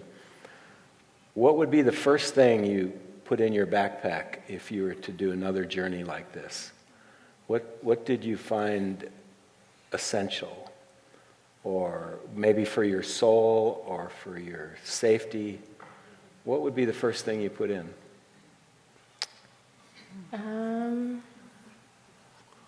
I'd say my 2% tent. It was massive and super heavy, but like I could do the starfish in it and just like do like that. And like for nothing in the world I would change it. Like it was like game changing. It was really game changing. Probably the big 3. Shelter, a pack, and my sleep system. Have a good sleeping bag and sleeping pad. I'm a side sleeper, so I couldn't just do the closed foam pad. I needed something inflated that was a little bit off the ground. And that was really, once I actually tried to just do without it, but it was just too uncomfortable, so that became essential. Sleep matters. It does. Yeah. I'd probably go with my quilt, my Catabatic quilt that I use for my sleep system. It was absolutely amazing. Really warm, really comfortable. Great craftsmanship. Yeah. I'd say my self-inflating pad. I watched my entire trail family blow theirs up, and I was sitting there cozy with my little cozy, if you will, cold-soaked meal, and I already had my pads set up, and they're sitting over there blowing theirs up. So I would say my self-inflating pad. Very, very nice. It's definitely the worst part of the day. Yeah. Yeah. Comfort and weight are a big trade-off. Yeah. The best trail magic. I mean, You've met them today. yeah. No, that was awesome. Yeah. So I haven't made any research before. They are quite known. I think people were sometimes expecting them, like on a corner. And I was just like, trying to reach whatever, and they just like popped it from the bushes just like that with like, I remember Alan just like not saying much, but just like almost putting the breakfast burrito in my mouth just like that. I was just like, okay. No, everything was like so nice, so beautiful. They were like so welcoming. It wasn't all about the food that was obviously like amazing, diverse, fresh, well cooked. It was just the way they received us. That was just like genuine, and that was just like, yeah, pure generosity, and that meant so much to me. Yeah, I mean, for me, like hitting the trail magic that Alan and Nancy were doing, like I got to the top of a pass earlier that day and checked my cell phone. I actually had a message from Nancy saying, you know, we're doing trail magic at Ebbets Pass. These are the dates we're doing it. Hopefully you can join us. We'd love to meet you. I responded, I'm like, well, see you in like 2 hours because I just have to go downhill to get there. But like at that point, I was at a really low point. I mean, just so many miles of snow, so many miles of post holing and sun cups, and just over it. So rolling up to that trail magic and being able to eat that amazing food and being able to just like sit there and truly relax and share stories and talk with genuine people, that was incredible. Yeah, I mean, not only the food, I think they mentioned this earlier, they created a space for hikers to hang out, and I was with my trail family. We spent actually most of the day there. We didn't want to leave. So we were hanging out, and so we saw different groups of hikers come in at Ebbets Pass, and you know, we're just shooting the breeze, just sitting in a circle and talking, and getting to know hikers that we may not get to know otherwise, because some of them were going southbound, and you know, sometimes we see each other in town, but we're not all staying at the same place. So we may cross paths, but not really talk to each other. So while I was talking in the circle there at Ebbets Pass, I met another hiker, American Pie, who was playing his guitar. He carried a guitar with him the whole time. So he would play American Pie every day, and so he would record himself playing it. And so at the end of the trail, he spliced together this video where you could see from a clip from every day, and you hear the length of the song throughout. So I met him that day, and it turns out that we have a friend in common in Sacramento. And he was going southbound, so you know, if we had crossed paths on the trail, we never had talked to each other and found this out. So it was just so random, and it wouldn't have happened without having that space for us to talk to each other. So that was another part of the trail magic, really. Yeah. I unfortunately didn't get the chance to meet Alan and Nancy on trail. I went too fast. So they did reach out.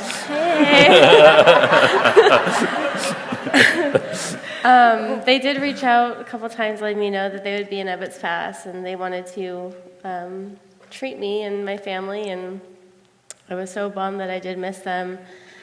I fortunately got to meet someone who does trail magic up there. His name is Chipmunk. He's amazing. He helped my family make countless pit stops on our way back to get to Sonora Pass. But the trail magic with limit situation is one that I'm bummed I missed the most, because I see how much they've done for the PCTA and the years past, and what they want to do for the future hikers, and it's really touching. It's incredible. So that's the one I've missed the most. But I'm glad I'm here now.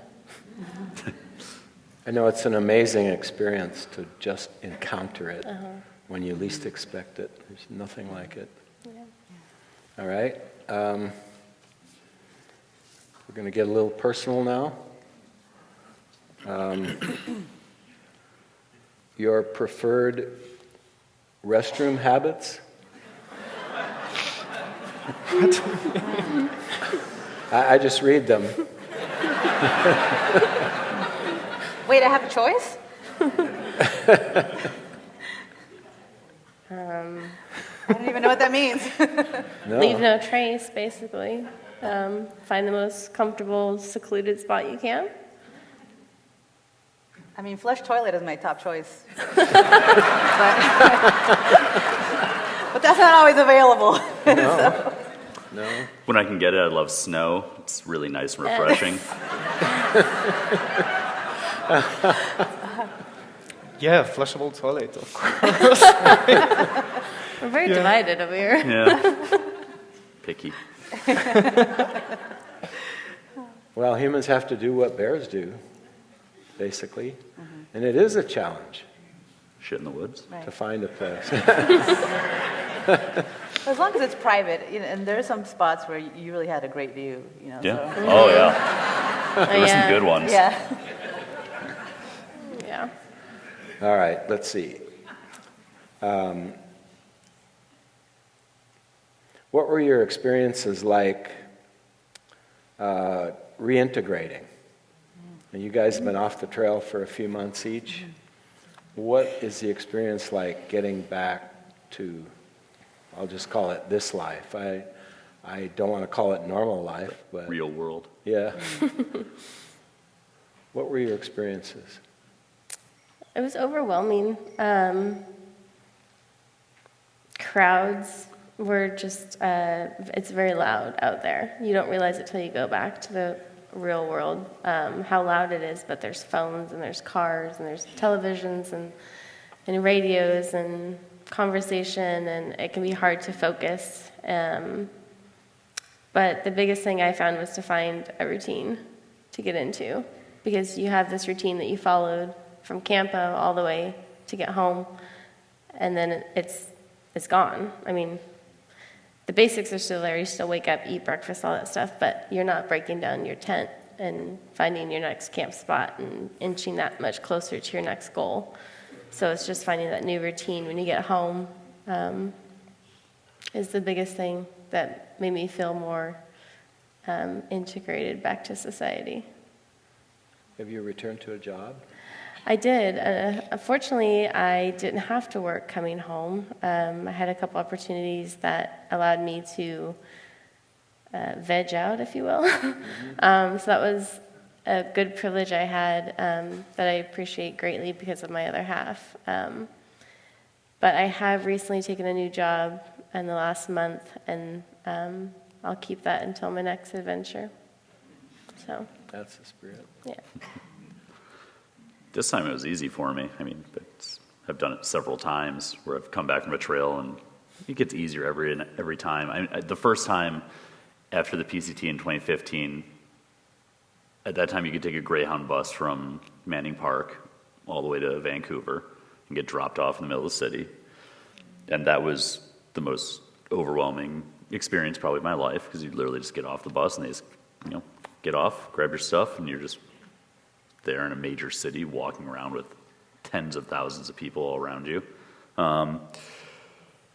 And when I got back to Denver that year, I think I took probably about 3 days of just sitting in the house, not leaving the house, not wanting to deal with the hordes of people and traffic and loud noises, and then slowly started reintegrating, today I'll go get a haircut because I look like a homeless person. Tomorrow I'll go get some food from the grocery store because I still have a ravenous appetite. But at this point, this year, it was just basically okay, I'm home. Ready to go out to dinner and grab some drinks and go get a haircut, and yeah. So it gets easier. Yeah. I had a similar experience when I got to Vancouver. So I couldn't do my laundry at Manning Park after I finished the trail that day. And so the next day I hitched a ride into Vancouver. And so I was dropped off. Luckily, I had one ride, so I didn't have to go to Hope and then go to Vancouver, which is about 2.5 hours from where we finished the trail. And I was dropped off on the outskirts of Vancouver where the light rail is, so the public transit that I could take into town. And there was a mall there. And I didn't have any clothes to wear because everything was dirty, and the mice in Washington chewed through my rain pants, and so I didn't have a lot to wear. There was nothing that was clean.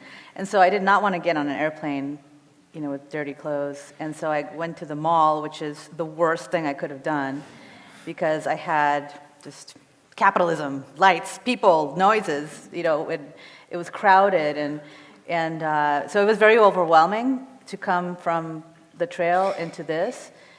So that was definitely a culture shock coming back.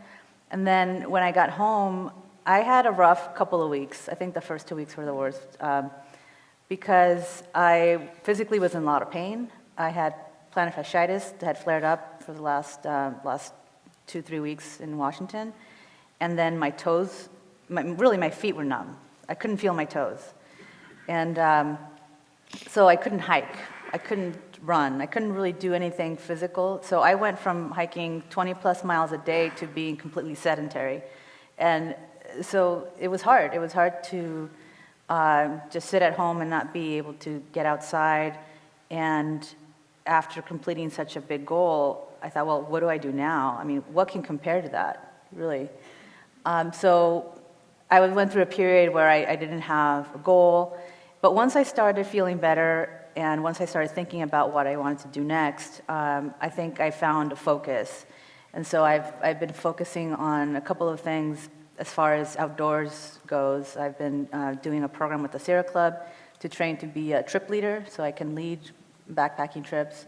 And so it's kind of a long process, the training that I have to go through, do map and compass navigation and do wilderness first aid and all that stuff. So that really gave me something to shoot for.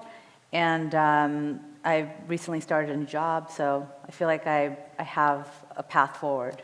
And I definitely want to go back on trail, but we have to make some money to make that happen. So, so if I could get back on a long trail this year, I would. But I'll have to wait for that. Yeah. For me, it was pretty exciting because it wasn't only like the end of the trail; it was also my comeback to France, where I haven't been for almost 2 years.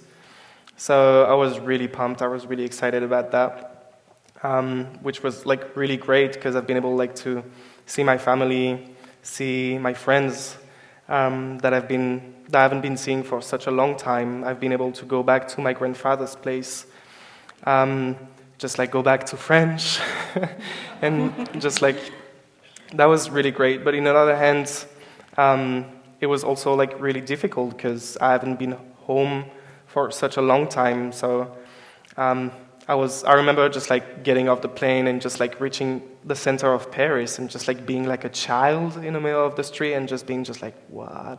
Wow. So it hasn't been easy the whole time, but when you're surrounded by the people that you love and you care about, like it's way easier. And I had a great time, but I'm still processing on it.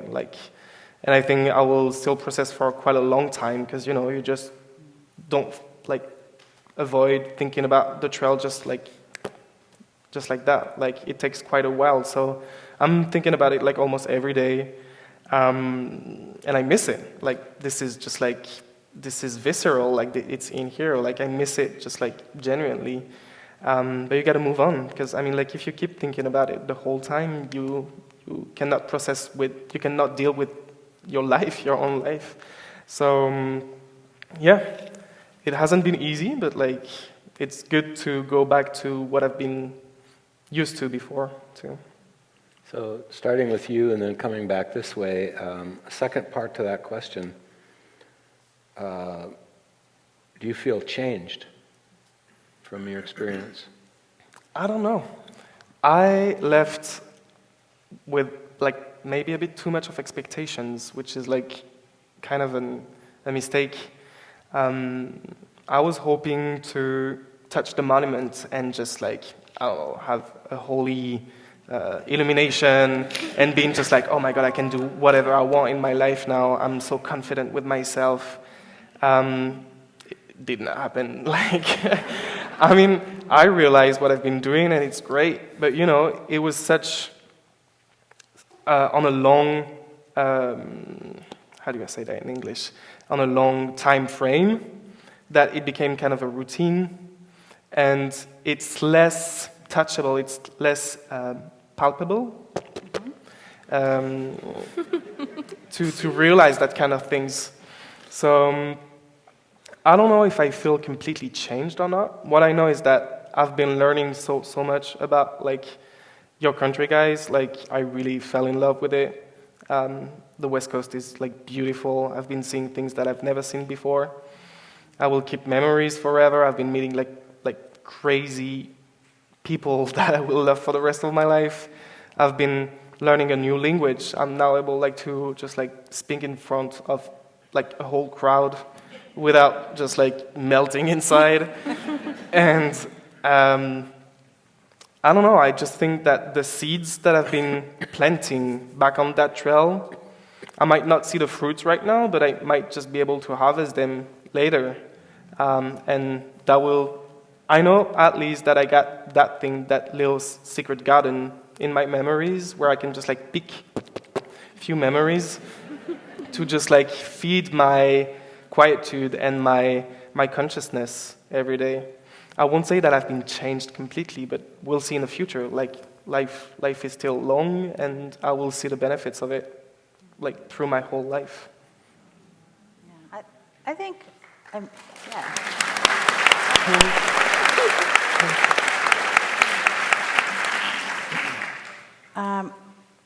I think people are constantly changing, but an experience like this, for me, I was always someone who has been very independent, wanting to be self-reliant, not wanting help.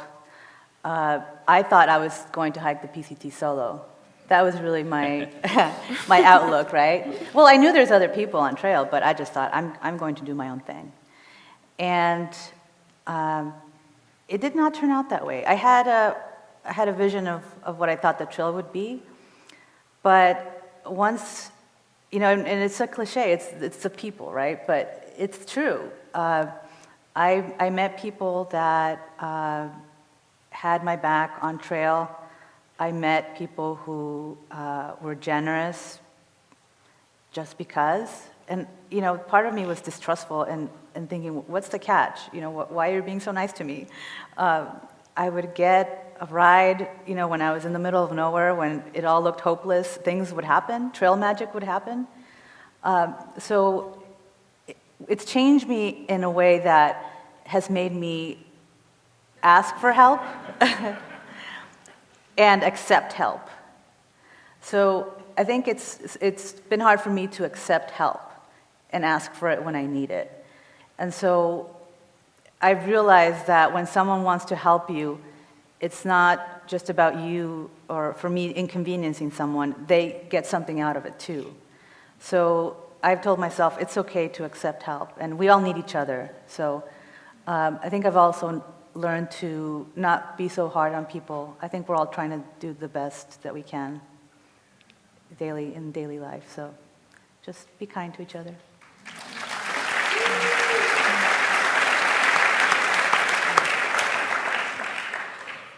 Yeah, I think the trail gives you the opportunity to change if you want to.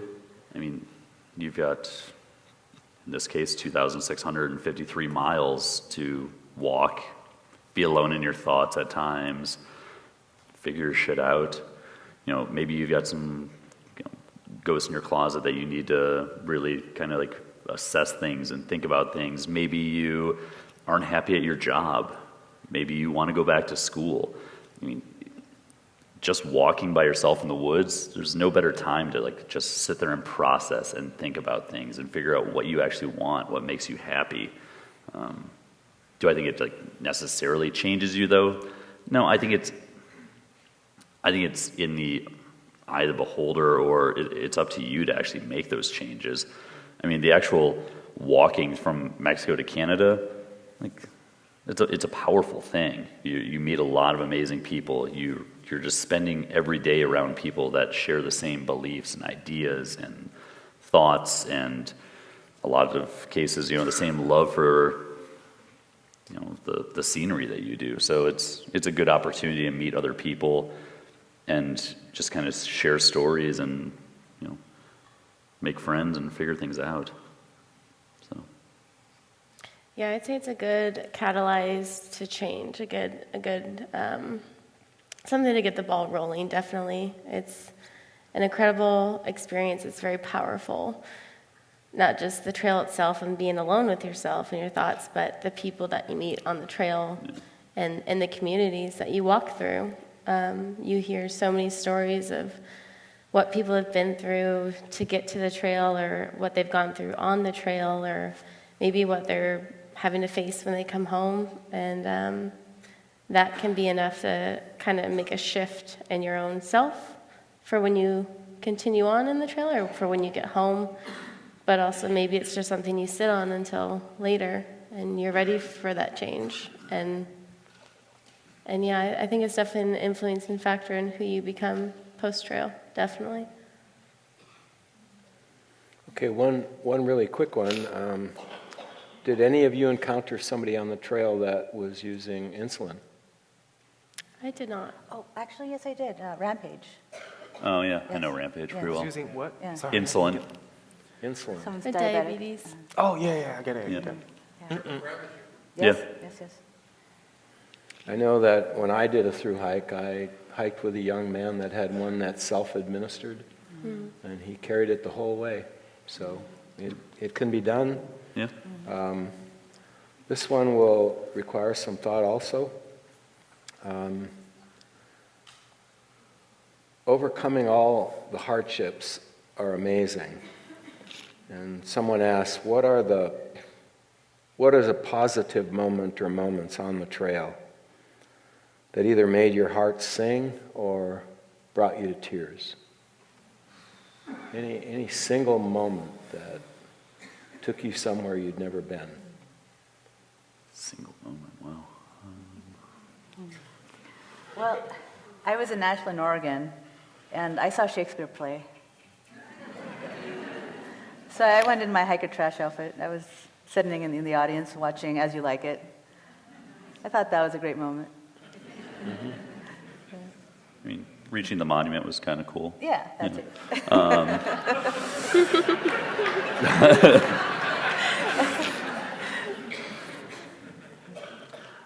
Like, for me, it's always hard to like pinpoint just like a single moment here or there that was like bigger than everything else. Like for me, it was just like the collective journey. I mean, it's not. I don't know. I always feel like for me, Washington is always a high point. I love Washington. I love the scenery. I love the giant mountains in Washington. It also kind of feels like it's like almost like a victory lap. Like you've done so much at that point that you know that you're probably going to finish unless something really bad happens. And for me and my hiking partners at that time, Stretch and Coach, we decided once we got to a certain point in Washington that we were just going to dial back our miles and just really enjoy it. And we would get to camp every day at that point at like 4, 5 o'clock in the afternoon, which was really, really early for us. And we would just play cards a lot of the evenings, just sitting there, just having fun, just enjoying the last, I guess, quote unquote, like days of summer, and just relaxing and enjoying each other's company. So that was kind of a good moment. There's so many. I mean, I just mentioned one, but there's so many. In Oregon in the middle of summer, just swimming in a lake, just finding a spot with an incredible view that just. It's hard to leave. You want to stay there forever, but you have to keep going. But, it's difficult to point one moment in particular, one specific moment. Like every single day, as I said before, like feels like 4 days in one, and all the time, every detour, every ridge that you pass by, it's like a single tiny little shot of happiness, just like that, time after time, time after time, time after time. So yeah, like the whole happiness that it provides is just like over the whole way. That's why it's so difficult to explain back home how it is. Like people will be like, "Oh, how was it?" And you're like, because you don't even know where to start and how to explain how you receive that happiness and what is the whole process around the feeling that you have on trail, which is that quietude, or at least for me, that quietude, that just like simplicity. It's really difficult to just like point it. I had a moment that made my heart sing. I had a really hard time through Oregon. I was alone. And not that I was afraid to be alone, but it was just a tough time. I was separated from everyone in my group, and I almost had this fear that I was going to finish alone. Like no one was going to be up there with me. It was going to be kind of very solitary up there. But I got to White Pass in Washington, and behind me were Darth Jader, who was the original trail family of mine. There was Ginger Balls, who is one of the original Wounded Warriors who named me, and he started the same day as me, and he ended the same day as me. And this PCP, not the drug, her name is Pretty Cool Person, and Pinkman, they were all racing to catch me so that I wouldn't finish alone. And I didn't know when they would catch me or if they would catch me, because I did like to go fast. And I woke up in White Pass and climbed out of my tent, sleepy. My parents were supposed to meet me that morning to help me resupply. And people are trying to be quiet. People are still sleeping. And I can hear, hey, hey. And I'm like looking around. I don't have my glasses on me, so I pick them up and I put them on. And I see Jade get out of her tent on the other side of the parking area where we're all camping in the back of the Cracker Barrel. And I thought it was like delusional dreaming. And I was like, I'm not going to be alone. I get to finish with people. So I ran to her and gave her a hug. And she pointed to where PCP was still sleeping. And I climbed into her tent, got into her bag with her. And that made my heart sing because I knew I wasn't going to be alone the rest of the time. And it was really important to me that I got to share it with those people.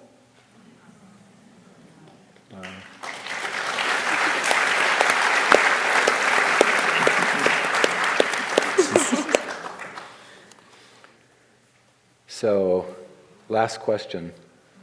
If you would each describe not necessarily only the final moments, but those last minutes and hours and final steps to finishing the trail, what did that feel like?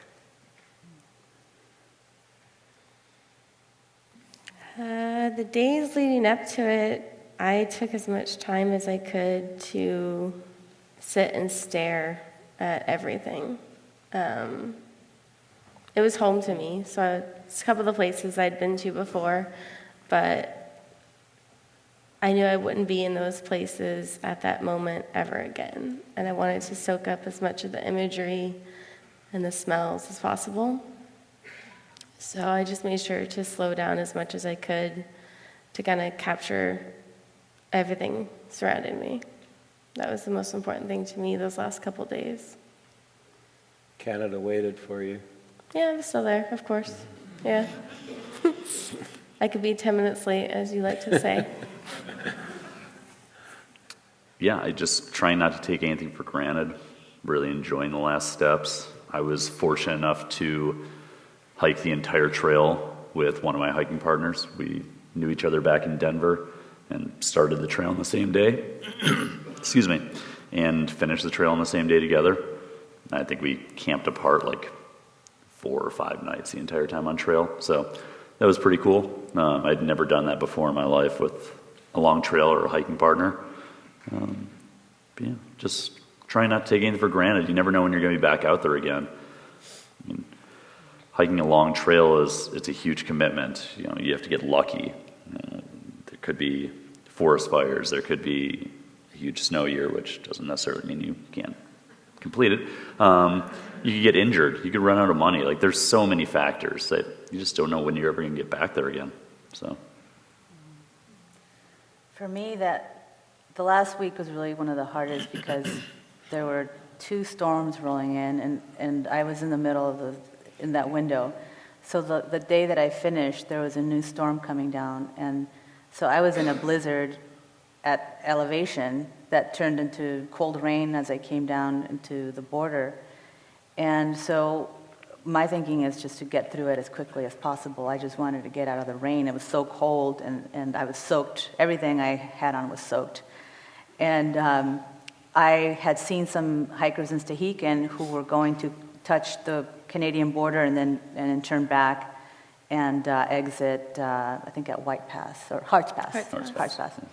So when I was within a mile of the border, I started seeing these hikers, and so we're high-fiving each other and saying congratulations, and then I had a moment where I was by myself and approaching the border, and I was both saying thank you and saying goodbye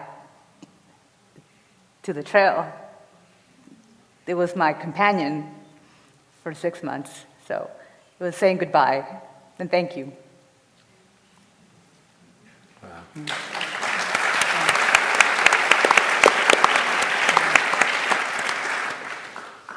Yeah, I was kind of in the same situation as like Flamethrower, because we've been kind of in the same bubble. I must have finished like maybe a week before you, just that.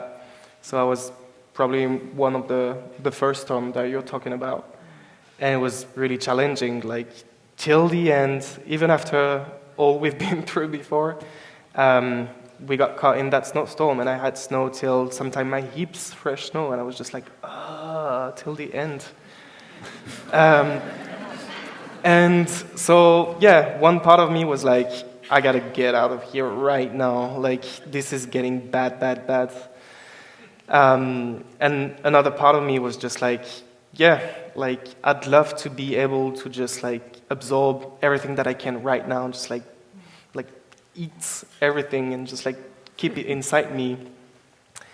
Because I knew that it will be the last time that I'll be on trail, and maybe one day I'll go back on it, but it's probably like not sure, because I'm not from here. Like I'll have to go back to my own life, which is on the other side of the world. So it was like really difficult to say goodbye to that trail.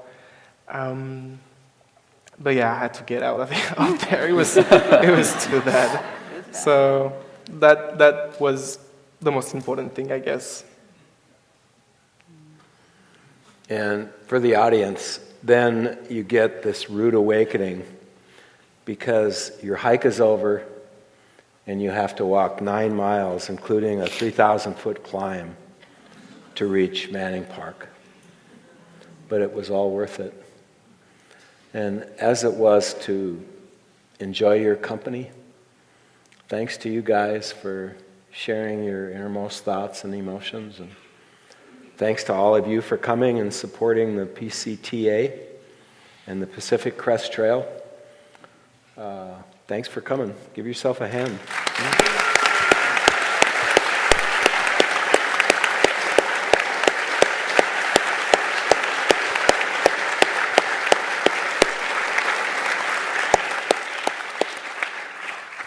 We can't thank these people and Larry enough for agreeing to fly, get a couple days, 3 days out of town, and just give us their time. Rebecca brought up something very important, is there's a gentleman here named Chipmunk. And Chipmunk has been doing trail magic for years alone, and he does it relentlessly. So we just want to thank Chipmunk, because he works with us. You know, we try to work together so we don't cross over and step on each other's toes and all of that. But I think what summed up the entire year, and one of the angels here, Lynn, can tell it really well, but one of the hikers had come through, and as they mentioned, a lot of people don't see each other if you're continually half a mile apart for days, or a mile, or whatever it may be. They walk up, and he goes, "Hey, how you doing?" They were so beat up. The guy goes, "Snow." The other guy goes, "Snow." It's all they had to say, you know. That's where they were. That's what they went through. So these folks, unbelievable, you know.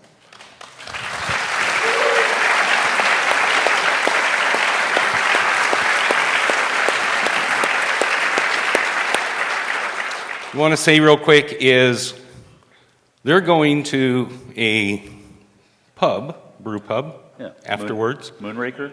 Moonraker. Yeah. Ooh, okay, I think all in's choice. And if anyone wants to come over there and converse, they'll be there. So we'd love to talk to you. Thank you.